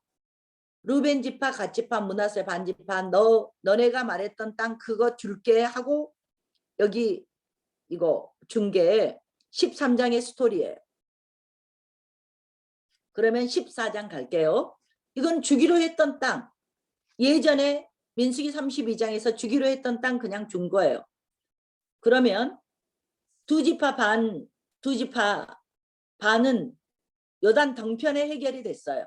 요단 동편에 두 지파 반은 요단 동편에 해결이 됐으면 나머지 이제 12지파니까 몇 개가 남았을까요? 9지파 반이 남았어요. 9지파 반은 이 지금 정복한 요단 서편에 요단강 건너서 이 땅을 정복한 땅을 받아야 돼요. 그러면 9지파 반을 어떻게 나누나 봤더니 요단 동편에 있는 것은 해결됐어. 그러면 이제 9지파 반을 해결을 해야 돼요. 9지파 반은 어땠나? 이제 상식적으로 생각하시면 돼요. 가장 여호수아와 갈렙이 1세대의 장군이에요. 여호수아와 갈렙이. 그랬는데 두 지파 반은 이미 약속된 것이니까 줬어요. 그랬는데 14장에 오니까 갑자기 이제 14장에 보면은 14장 2절에 보면 제비를 뽑아서 9지파와 반지파에게 주었다. 그리고 두 지파 반은 요단 저쪽에서 주었기 때문에 9지파 반은 제비를 뽑아서 주었다. 그랬는데 이제 4절부터 이런 이야기를 나오면서 6절 봐보시면 그런데 길갈에 있는 유다 자손이 길갈에 있는 여호수아에게서 나와서 길갈에 있는 여호수아에게 누가 나왔냐면 갈렙이 나온 거예요. 그래서 갈렙이 자기한테 여기 헤브론을 주세요 하고 나온 거예요. 먼저 이제 두 지파 반을 유다와 에브라임 지파가 므낫세 반지파는 여기에서 요단 동편에 있으니까 므낫세 반지파가 9지파 반을 제비를 뽑았다고 했지만 제비를 뽑았지만 여기에서 두 지파 반을 주는 이제 스토리가 나오는 거죠. 근데 여러분 생각해 보세요. 유다는 여러 번 말했지만 영적인 장자예요. 요셉은 그 애굽에서의 땅을 백성들을 위해서 형제들을 위해서 먼저 다 준비해 놓았던 이런 축복을 받았잖아요. 요셉이. 그래서 요셉은 육적인 장자를 몫을 받았어요. 그걸 뭘로 하냐면 야곱이 축복할 때 요셉에게 축복을 하는 게 아니고 요셉의 두 아들 므낫세와 에브라임이 요셉의 아들이란 말이죠. 므낫세와 에브라임에게 야곱이 죽으면서 축복을 두 사람에게 축복을 해주고 그래서 12지파에 요셉이 받는 게 아니고 므낫세와 에브라임이 한 지파씩을 받아서 육적인 장자가 두 지파를 배를 받잖아요. 그래서 이 육적인 장자에게 보세요. 먼저 유다는 영적인 장자니까 땅을 받았어. 유다가 영적인 장자다. 이렇게 생각하면 된다 이 말이에요. 에브라임 므낫세는 육적인 장자였죠. 요셉의 아들들. 그래서 므낫세 반지파는 이미 받았기 때문에 두 지파 반을 14장에서 받은 거예요. 이해되셨죠? 아, 이렇게 질서가 있었구나 라고 생각하시면 돼요. 그러면서 14장 6절에 갈렙 얘기가 나와요. 갈렙이 유다 지파이지만은 거기에서 자기한테 헤브론을 주십시오라고 나왔어요. 그러면 저는 성경의 인물들 중에서 존경하는 인물 중에 한 분이 갈렙이에요. 갈렙이 왜 헤브론을 달라 그랬을까? 헤브론은요. 그 14장 아래쯤에 보면은 헤브론에 대해서 나왔어요. 12절에 이 산지를 내게 주십시오. 그곳에는 아낙 사람이 있고 성읍은 크고 견고하지만 여호와께서 나와 함께 하시면 내가 여호와께서 말씀대로 그들을 쫓아내겠습니다. 이러면서 지금 갈렙의 나이가 11절에 보면 10절 끝에 보면 85세예요. 그러니까 40년간 광야에 있었죠. 40년간 광야에 있었죠. 정복 전쟁을 이제 하면서 한 7년 또 지났죠. 이러는 사이에 갈렙이 85세가 된 거예요. 그랬는데도 아무도 달라고 하지 않아. 아무도 이 아낙 자손이 있는 헤브론은 정복하려고 생각도 못해. 근데 이 땅을 달라는 거예요. 이 산, 우리 찬양하잖아요. 이 산지를 내게 주소서. 그러면 왜 갈렙이 이 땅을 달라 그랬을까요? 저는 갈렙을 이름을 말하면 영원한 2인자예요. 여호수아랑 같이 1세대였잖아요. 하나님의 그 믿음대로 하나님의 말씀을 믿으면서 정말로 안악 자손이 있고 강대한 민족이라 할지라도 하나님이 우리를 기뻐하시면 저들은 우리의 밥이다 하면서 현실을 봤지만 하나님을 바라본 사람이었고 그 믿음이 있었던 사람이란 말이죠. 그래서 갈렙이 이 시점에서 왜 이 땅을 달라 그랬을까? 안악 자손이 있고 강대하고 이렇게 어려워서 아직 정복이 안 된 이 땅을 왜 달라 그랬을까 하면 유추를 해보면 갈렙은 참 아름다운 분 같아요. 여호수아랑 같이 1세대는 둘이밖에 없잖아요. 그러면 갈렙은 나 제일 좋은 땅을 주세요 하고 요구할 법하죠. 자기한테. 40년간 여호수아에게 얼마나 큰 힘이 됐겠냐고요. 동역자잖아요. 여호수아는 모세는 아론도 있고 미리암 누나도 있고 여호수아 시종도 있었지만 여호수아는 어땠어요? 동역자라고는 저기 어린 제2세대 장군들이 있겠지만 여호수아에게는 갈렙보다 더 의지가 될 만한 사람이 있었겠냐고요. 그러면 정복전쟁을 하면서 한 번도 갈렙 때문에 어떤 일이 있었다라는 허물이 없어요. 갈렙에 대해서. 그런데 지금 이때 어쩌냐면 이제 정복전쟁이 다 끝났어요. 이제 땅을 분배할 때예요. 그런데 가장 어려운 땅, 아무도 가서 못 싸울 땅, 아직까지 정복도 안 된 땅을 자기가 스스로 달라는 거예요. 무슨 말이냐면 40년의 역사를 되돌아보면 어쩌면 이렇게 안악 자손이 있었던 이런 성읍 때문에 12정탐꾼들이 10명이 부정적인 보고를 했죠. 그러면 1세대의 허물 때문에 40년을 방황을 했잖아요. 정확하게 말하면 38년을 더 방황을 했잖아요. 이 죄값을 본인 스스로 해결한 거예요. 어쩌면 그때의 문제가 어떤 거였어요? 안악 자손이 있었던 이런 어려운 땅, 이런 것을 보았는데 그 땅을 내가 가서 해결을 해보겠습니다. 라고 위에서 이렇게 보면 참 이런 걸 보면 믿음이란 게 뭘까? 아무도 안 가려 그래. 내 주장을 해도 돼. 내가 얼마나 고생했는데 내가 공력을 이렇게 공력 말하고 내가 진짜 편하고 좋은 것을 선택해도 돼. 그런데 가장 어려운 것, 아무도 선택하지 않을 것, 1세대가 실패한 그 이유가 될 법한 그 곳을 제가 정복해서 1세대가 못했던 그 일을 1세대 때문에 이렇게 방황했던 이 일을 제가 한번 해결해 보겠습니다라는 믿음의 고백과도 같았는데 결국은 여기를 몰아내고 헤브론을 쟁취하게 되죠. 너무 아름답지 않아요? 진짜 아름다워요.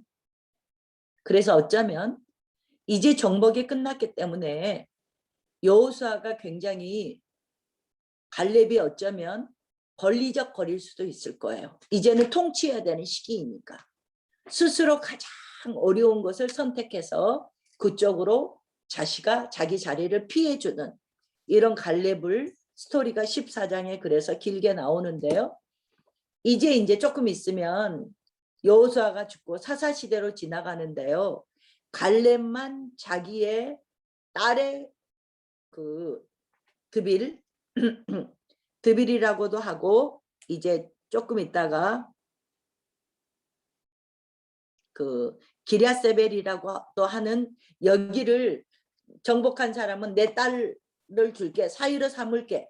그래서 자기 믿음의 대를 잇는 신앙의 대를 잇는 갈렙 한 사람만 신앙의 대를 잇는 모습이 나와요. 그래서 그 사이가 누구냐면 온니엘이고 초대 사사예요.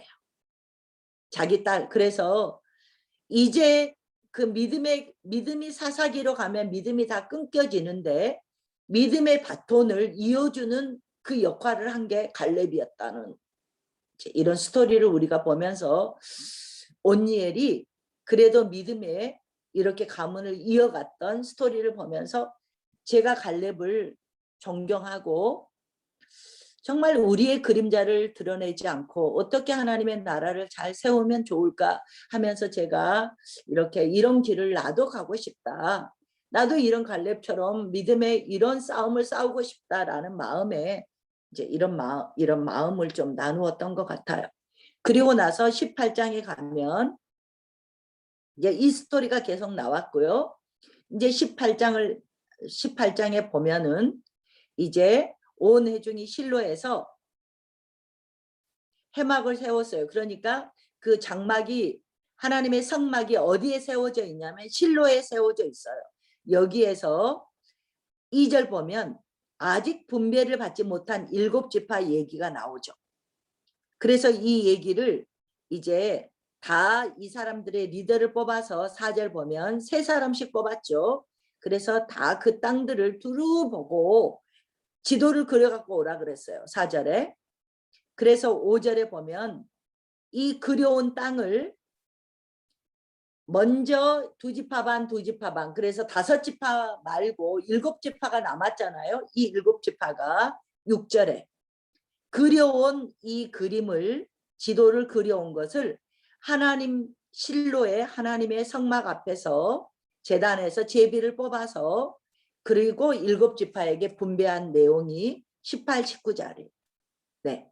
그래서 9절 보니까 뭐라 그랬어요? 7부문을 책에 그렸다 그랬어요. 그랬고 그렇게 분배했다. 스토리가 이제 이게 나왔어요. 그래서 지도를 보시면 여기 나와 있는 지도를 보시면 루벤 지파, 갓 지파, 므낫세 반 지파는 요단 동편. 성경에 보면은 항상 여기를 말할 때는 요단 동편, 요단 저편, 요단 건너편 이렇게 말을 해요. 아, 그러면 요단 동편을 말하는구나 라고 생각하시면 돼요. 그리고 나서 유다가 크게 땅을 받았고요. 에브라임과 요셉의 아들이죠. 에브라임과 므낫세가 여기도 반 있고 여기도 반 있는 거죠. 2분의 1이 나누어져 있죠. 이렇게 하고 저는 애우기를 아납스잇 이렇게 애웠어요. 아셀, 납달리, 스불론, 이사겔. 아납스잇.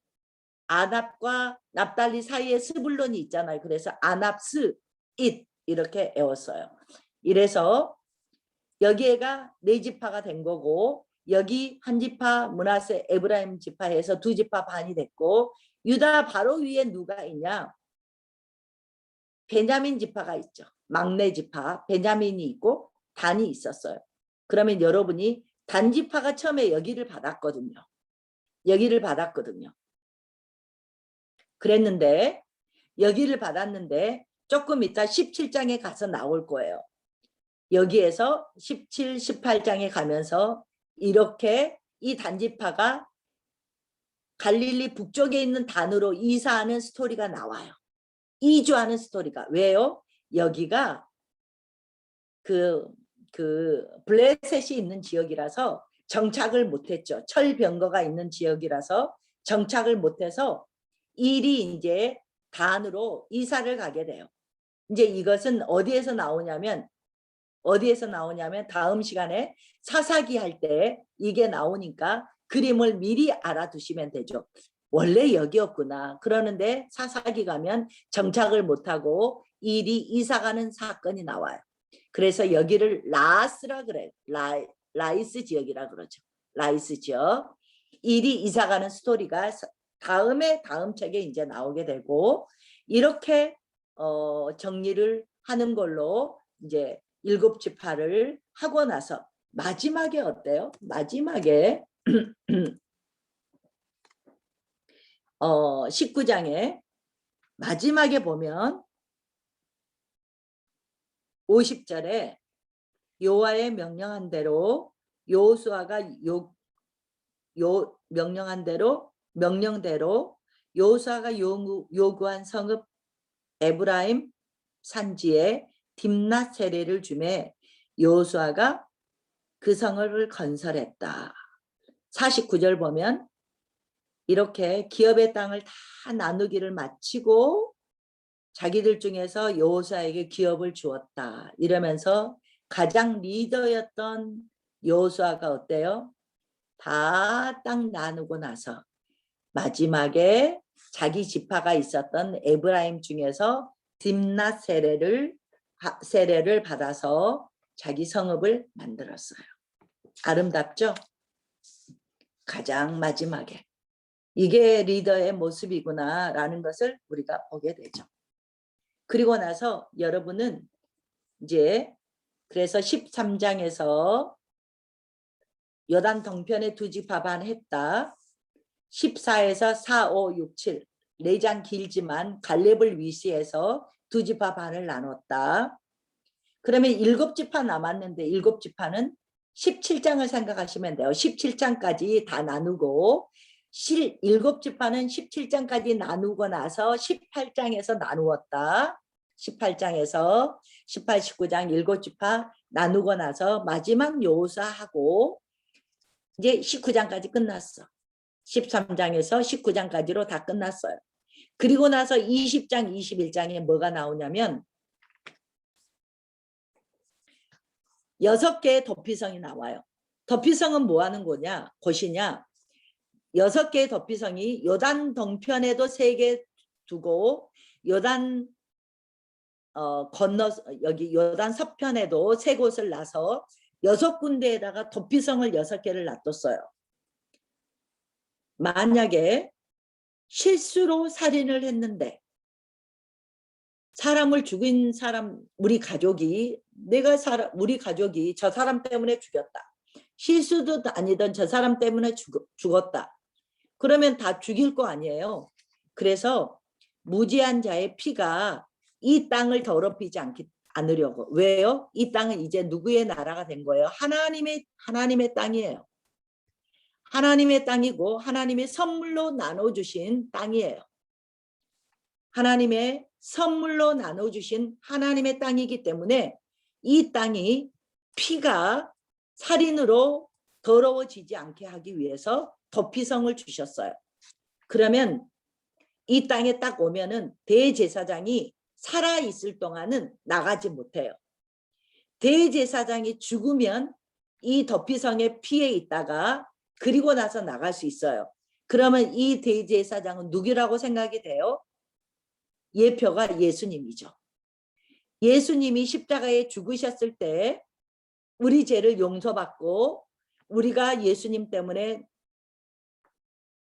자유를 찾은 것처럼 대제사장이 죽을 때까지 이 도피성에서 나오지 못하게 돼 있어요. 도피성 6개와 레위 성읍이 42개예요. 42개를 놔뒀어요.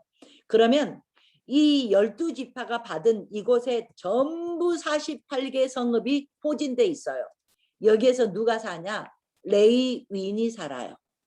그러면 6개 도피성과 42개 레위 성읍이 있어서 전체가 포진돼 있다고요. 48개 성읍이. 이것은 이제 여호수아는 금방 죽을 거예요.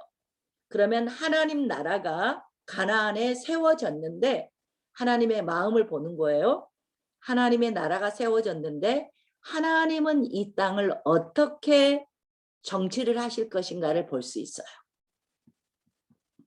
하나님이 세우신 하나님의 나라에 여호수아가 있을 때는 여호수아의 리더십으로 통치를 했겠죠. 그리고 나서는 어떻게 이 나라를 다스리지? 하나님께서 보여주시는 통치 제도예요. 무슨 말이냐? 다른 데는 이전에도 다 누가 있었어요? 왕이 있었어요. 정복했던 나라마다 다 왕이 있었잖아요. 근데 이 나라는 하나님이 왕인 거죠. 근데 하나님이 왕이신데 하나님의 영이시기 때문에 실체가 없잖아요. 그래서 48개 성읍에서 레위인들이 하나님의 말씀을 가리키고 이 하나님의 말씀으로 지도하고 그래서 이 하나님의 나라는 하나님께서 정복해서 주신 이 나라는 하나님의 말씀이 다스리는 나라가 되도록, 그리고 뭐가 잘못되면 레위인들에게 와서 이런 것들을 제사를 지내고 하면서 하나님이 통치하는 나라로 하나님은 정치 제도를 보여주시는 것이 48개 성읍을 보면서 알 수 있다. 그리고 이제 여기까지 끝났어. 그래서 두 지파 반이 이제 돌아가는 게 22장이 돌아가. 두 지파 반이 돌아갔다. 그렇게 생각하면 2와 2분의 1이 돌아가잖아요. 그러니까 투투에서 13장에서 확증해서 받았던 이 땅이 이제 받았고, 모든 게 끝난 다음에 22장에 전쟁에서 남아 있었던 사람들이 이제 돌아가서 요단 동편으로 돌아갔다. 22장. 그래서 돌아간 걸 기념하죠. 기념한 얘기들이 나오고, 23, 24장을 한번 보시면 세겜에서 이제 여호수아가 늙었다 하고 23장 펴면 나와요. 그래서 3절 보면 딱 한마디로 이 전쟁은 너희의 하나님 여호와가 너희를 위해서 싸웠다 해서 이 전쟁은 하나님이 군대 대장이 되셔서 싸우신 전쟁이다라고 결론을 맺어 주셨어요. 그래서 이렇게 기업이 너에게 주셨지. 그러니까 6절에 이제 여호수아가 마지막에 언약을 맺으면서 이제 마지막 당부죠. 말씀을 떠나지 말아라. 그러니까 신명기 말씀에 요약을 해주는 거예요. 신명기 말씀을 요약하면 뭐라 그러냐면, 신명기서에 하나님의 말씀을 생명처럼 중히 여겨라는 말이, 생명처럼 여기라는 말이 수십 군데가 나와요. 그래서 나는 신명기서를 생각할 때마다 신명기의 말씀이 뭐지? 딱 하면은 물론 4가지 이렇게 마지막 3편의 설교지만, 마지막 3편의 설교지만, 이건 뭐냐? 하나님의 말씀을 네가 살기 위해서 생명같이 여겨라가 주제예요. 뭐 하기 위해서? 살기 위해서. 우리가 살 길이 다른 게 없다. 우리의 살 길은 하나님의 말씀을 생명같이 여기고 지키는 게 살 길이다가 신명기가 어쩌면 주제란 말이에요. 이 말을 지금 여호수아가 마지막 이제 이렇게 언약을 맺으면서 또 이 말씀을 했어요. 그리고 10절에 또 뭐라 그래요? 너희 한 사람이 1000명을 쫓으리니 하나님 여호와가 너희에게 말씀하신 것처럼 너희를 위해서 싸웠다 그랬어요. 우리가 여호수아 전쟁은 뭐였어요? 고르게 전쟁이었다. 여호수아의 전쟁은 뭐였어요? 죄가 1도 설 수 없는 자리의 전쟁이었다. 하나님이 싸우신 곳에서는 성결이 필수였다. 그게 뭐였나? 하나님의 말씀을 따라간 길이었다. 이걸 지금 요약해 준 거예요. 이러면서 13절에 확실히 알아봐. 이 민족들 너희가 쫓아내지 않잖아. 그러면 너희의 옆구리에 가시가 되고 얼무가 될 거야. 그리고 너희 이 아름다운 땅에서 결국은 망하게 될 거야. 그러니까 어쩌라는 거예요? 영적인 정복 전쟁을 아직 취하지 못한 것까지 다 전쟁을 하라는 거예요. 그래서 우리의 영적 전쟁은 쉬면 안 돼요. 영적 전쟁을 쉬면은 그때 뭐 하는 거예요? 그때에 우리 주변에 있던 사탄이 우리를 갉아먹기 시작하는 거예요. 이 말하면 시간 걸리는데, 몇 년 전에 제가 이제 한국에서 선교 나가기 전에 내가 뒤에 별로 안 앉는데요. 어느 날은 내가 뒤에 앉았어. 금요 심야 예배였어요. 기도를 하고 있는데 깜짝 놀랐어. 내 옆에 있는 자매가 누가 어떤 권사님이 앉아 있는데 그 자매가 기도를 하고 있는데 앞에서 어떤 귀신이 그 자매를 보고 있네. 그때 기도 시간인데 그럼 기도를 하는데 어떻게 그 귀신이 안 가고 그 자매가 기도하는 걸 보고 있냐고. 그래서 내가 목포말로 얼척없고 기가 막혀서 끝나고 나서 그 전에 이제 이렇게 손잡고 내가 기도를 해줬죠. 손잡고 기도하고 끝나고 나서 내가 그 자매한테 말했어요. 기분 나쁘게 생각하지 말아요. 자매 기도할 때 방해받지? 자꾸 기도할 때 깊이 못 들어가게 하고 자매한테 가끔 악한 것들이 역사할 건데 그랬더니 이렇게 보이더라 그렇게 말씀을 해줬어요. 자기가 알아야 영적 전쟁을 제대로 하니까 그랬더니 아 목사님 나도 봤어요 그래. 가끔 보인대요. 근데 왜 못 쫓죠? 겨자씨만한 믿음만 있어도 산을 옮기고 제자들이 가이사랴 빌립보 거기 그 헬몬산에서 변호산에서 하고 내려왔을 때 아래서 제자들이 왜 우리는 이 귀신 들린 아이를 못 고치는 거예요. 그랬을 때 뭐라 그랬어요? 마태복음에서는 겨자씨만한 믿음이 있어도 너희가 다 된다. 그리고 마가복음에서는 뭐라 그래요? 옛날 성경에는 기도와 금식, 지금 성경에서는 기도 외에는 이런 이가 나타나지 기도하면 된다라는 말이었어요. 기도하면 돼요. 누가 한다는? 하나님이 하신다는 믿음을 갖고 기도하면 쪽을 못 써요. 영적 전쟁을 축사 사역을 하다 보면 막 무섭게 보이거든요. 어떤 사람들한테 어떤 사람이 귀신 나갈 때 너무너무 무서운 모습을 보이고 나가거든요. 괴력을 보이고 나가거든요. 이게 뭐냐면요. 그리고 막 쓰러지고 막 딱 이렇게 자기 노출할 때. 근데 이게 뭐냐면 너희들이 무섭다는 걸 얘네들이 알고 있다. 그러니까 우리가 모르는 게 뭐냐면 귀신들이 우리를 얼마나 무서워하는 것을 모르고 우리가 귀신을 무서워하는 얼척없는 사건이 우리한테 있다는 거죠. 귀신이 우리를 보면 우리가 정말 예수님의 보혈과 예수님을 향한 믿음이 우리를 위해서 싸우시는 하나님이 있다는 것을 믿고 나가면 저들이 지금 결론을 맺는 거예요. 저들이 먼저 간담이 절여 있는 게 영적인 전쟁의 그대로예요. 진짜 그러더라고요. 하나님은 때로 어느 날은 기도를 하는데 새벽기도 설교를 하고 이렇게 내려오는데 내 자리로 가려고 가서 내 자리에서 기도를 하려고 하는데 하나님이 내 뒤에 앉아있는 어떤 자매를 이렇게 주님이 안수하시는 모습이 보여요.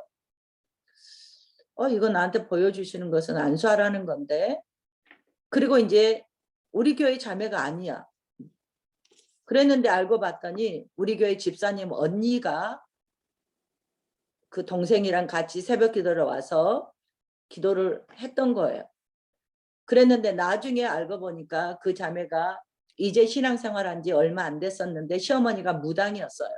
그래서 그 어머니가 자꾸 네가 교회 다녀서 우리 집이 이렇게 된다고 이 자매를 끌어안치고 이런 무당 시어머니가 오셔서 병이 나서 위가 어떻게 돼서 병원에서 막 응급실 갔다 오고 병원에 가고 그랬었는데 하나님이 안수를 하더라고. 몰랐죠. 나는 모르죠. 그래서 안수를 하길래 하나님이 안수하라는구나 하고 안수를 했어요.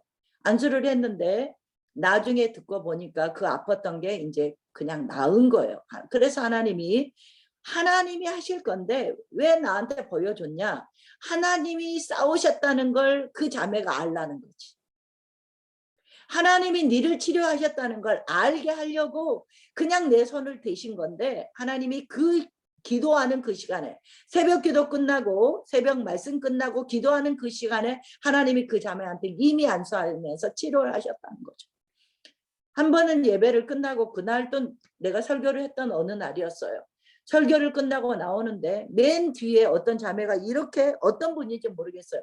이렇게 맨 뒤에 엎져 있는데 또 하나님이 안수하는 걸 봤어요. 그래서 내가 가끔 하나님이 이럴 때는 어쩔 수 없이 하라는 거라는 걸 알고 그냥 조용히 가서 손잡고 기도를 해드려요. 근데 그때 우리 교회 권사님이 아니셔. 우리 교회 권사님이 아니신데 그날 어떤 일이 있었냐면 그 아들이 엄마랑 성원 아파트에 사는데 그 아들이 그날 아침에 뇌가 막혔는지 심장이 멈췄는지 중환자실로 갔어. 그 아들이 있는 거예요. 그래서 이 어머니가 그 아들을 백병원의 중환자실에다 넣어놓고 지금도 어디 요양병원에 있을 거예요.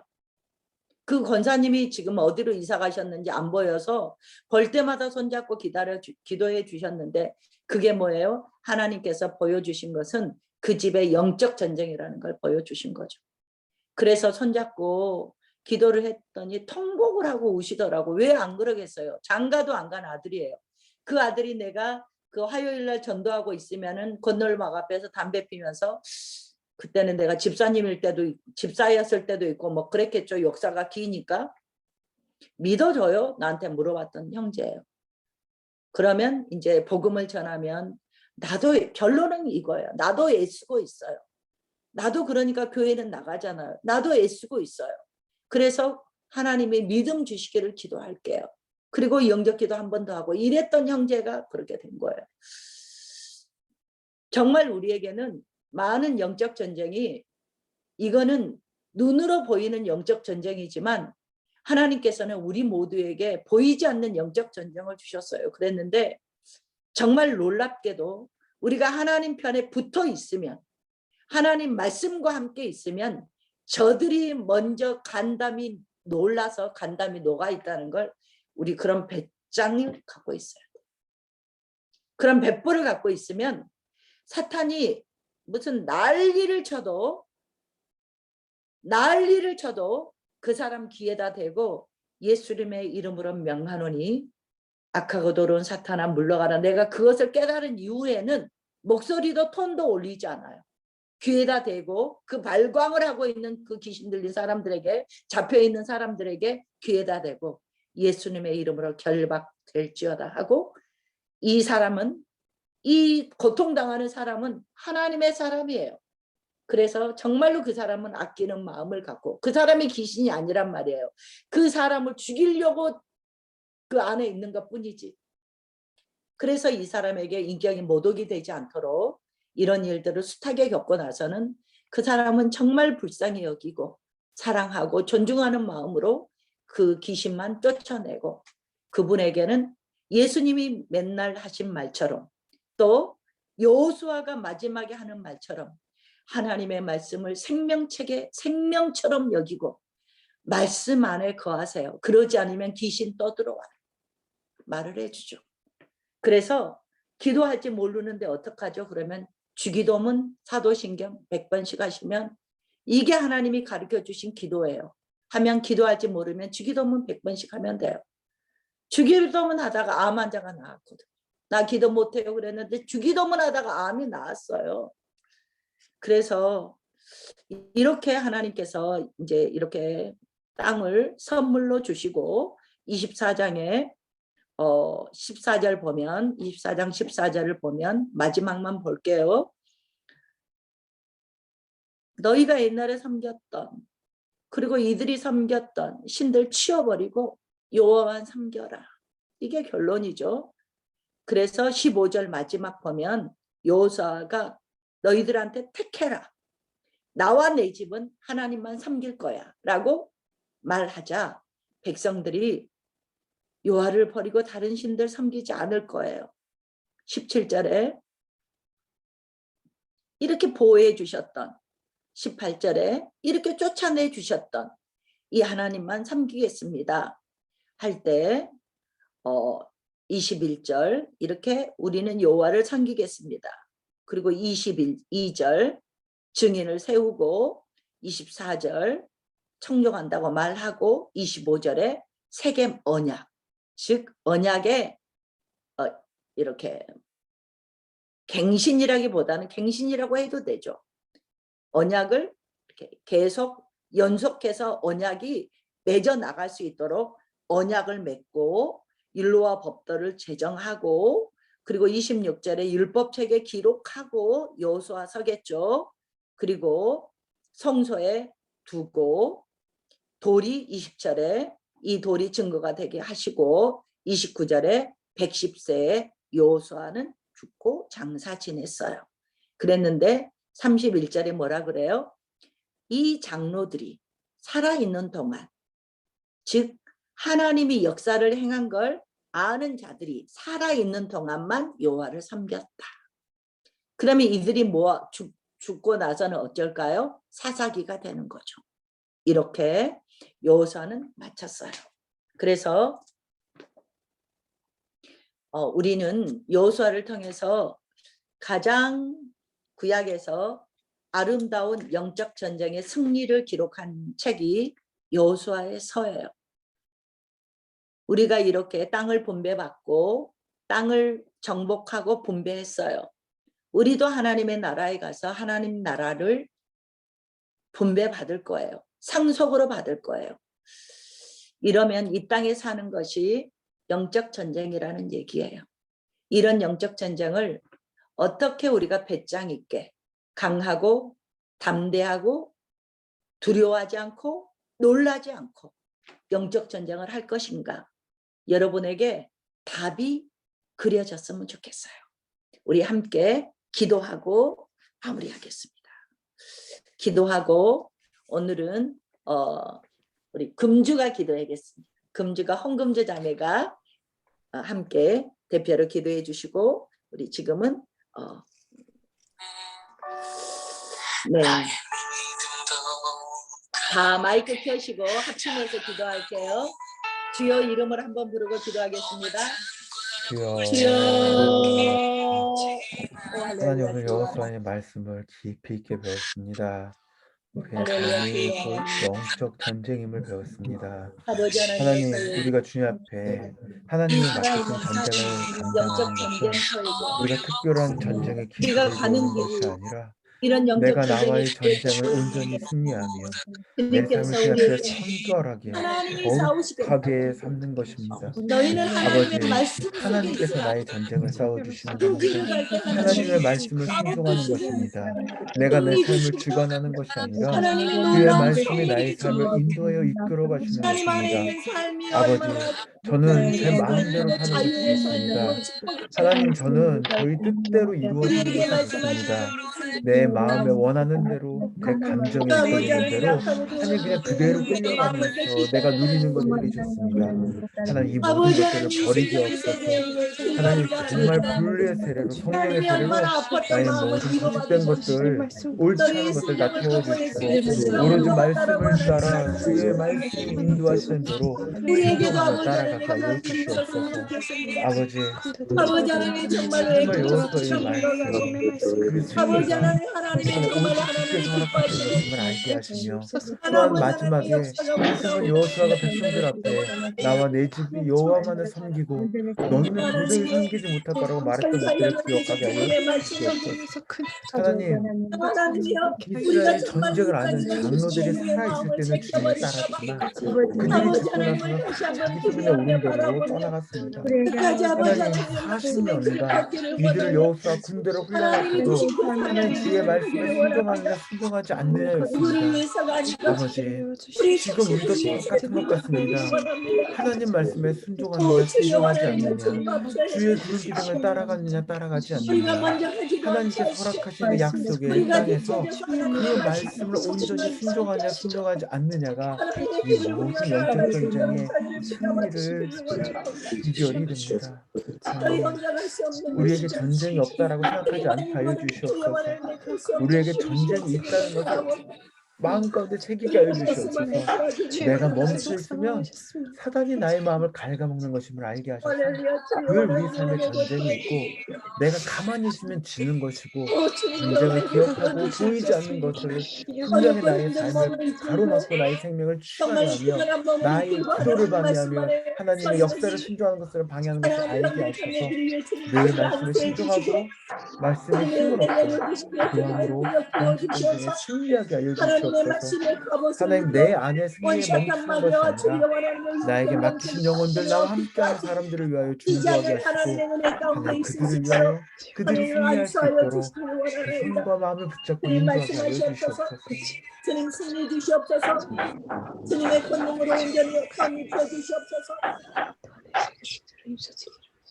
할렐루야. 주님 함께하여 주시고 이 밤도 주님께서 우리 모든 잠잘 때까지라도 하나님께서 우리에게 왕으로 임재하여 주시고 우리에게 전능의 하나님으로 우리의 군대 대장으로 온전히 임재하여 주시기를 원하나이다. 우리 헌금주 자매님 기도해 주실게요. 할렐루야. 사랑해 주님 감사드립니다. 이 늦은 시간까지 주님이 주시는 그 지식과 지혜를 알기 원하는 저희 모임 가운데 축복 주시고 또 오늘도 함께하여 주심을 감사드립니다. 네. 살아움직이는 주님의 말씀이 오늘 이 시간까지 저희 마음속에 깊이 새겨져서 앞으로의 모임과 지금 이 충만한 마음까지도 주님 만져주시고 함께하여 주시옵소서. 아멘. 아멘. 감사하고 사랑합니다. 주님 예수님 이름으로 기도했습니다. 아멘. 아멘.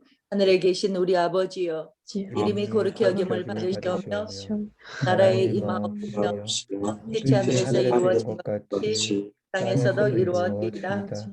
오늘날 오늘날 우리에게 우리에게 용을 일용할 주옵시고 양식을 주옵시고 우리가 우리에게 우리에게 죄 죄 지은 지은 자를 자를 사하여 준 것 같이 우리의 우리의 죄를 죄를 사하여 주옵시고 우리를 우리를 시험에 들게 하지 들게 하지 마옵시며 마옵시며 다만하게 다만하게 썩구하옵소서. 썩구옵소서.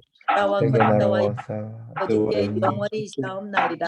아멘. 아멘. 네. 밤늦게까지 수고하셨습니다. 다들 인사하시고 마이크도 켜시고 서로 인사하시고 퇴장해 주세요. 네. 고맙습니다. 수고하셨습니다. 고맙습니다. 질문 있으면 질문하시면 감사합니다. 네, 질문 있으시면 질문해 주시고요. 네, 고맙습니다. 질문 없으시면 퇴장하시면 되겠습니다. 감사합니다.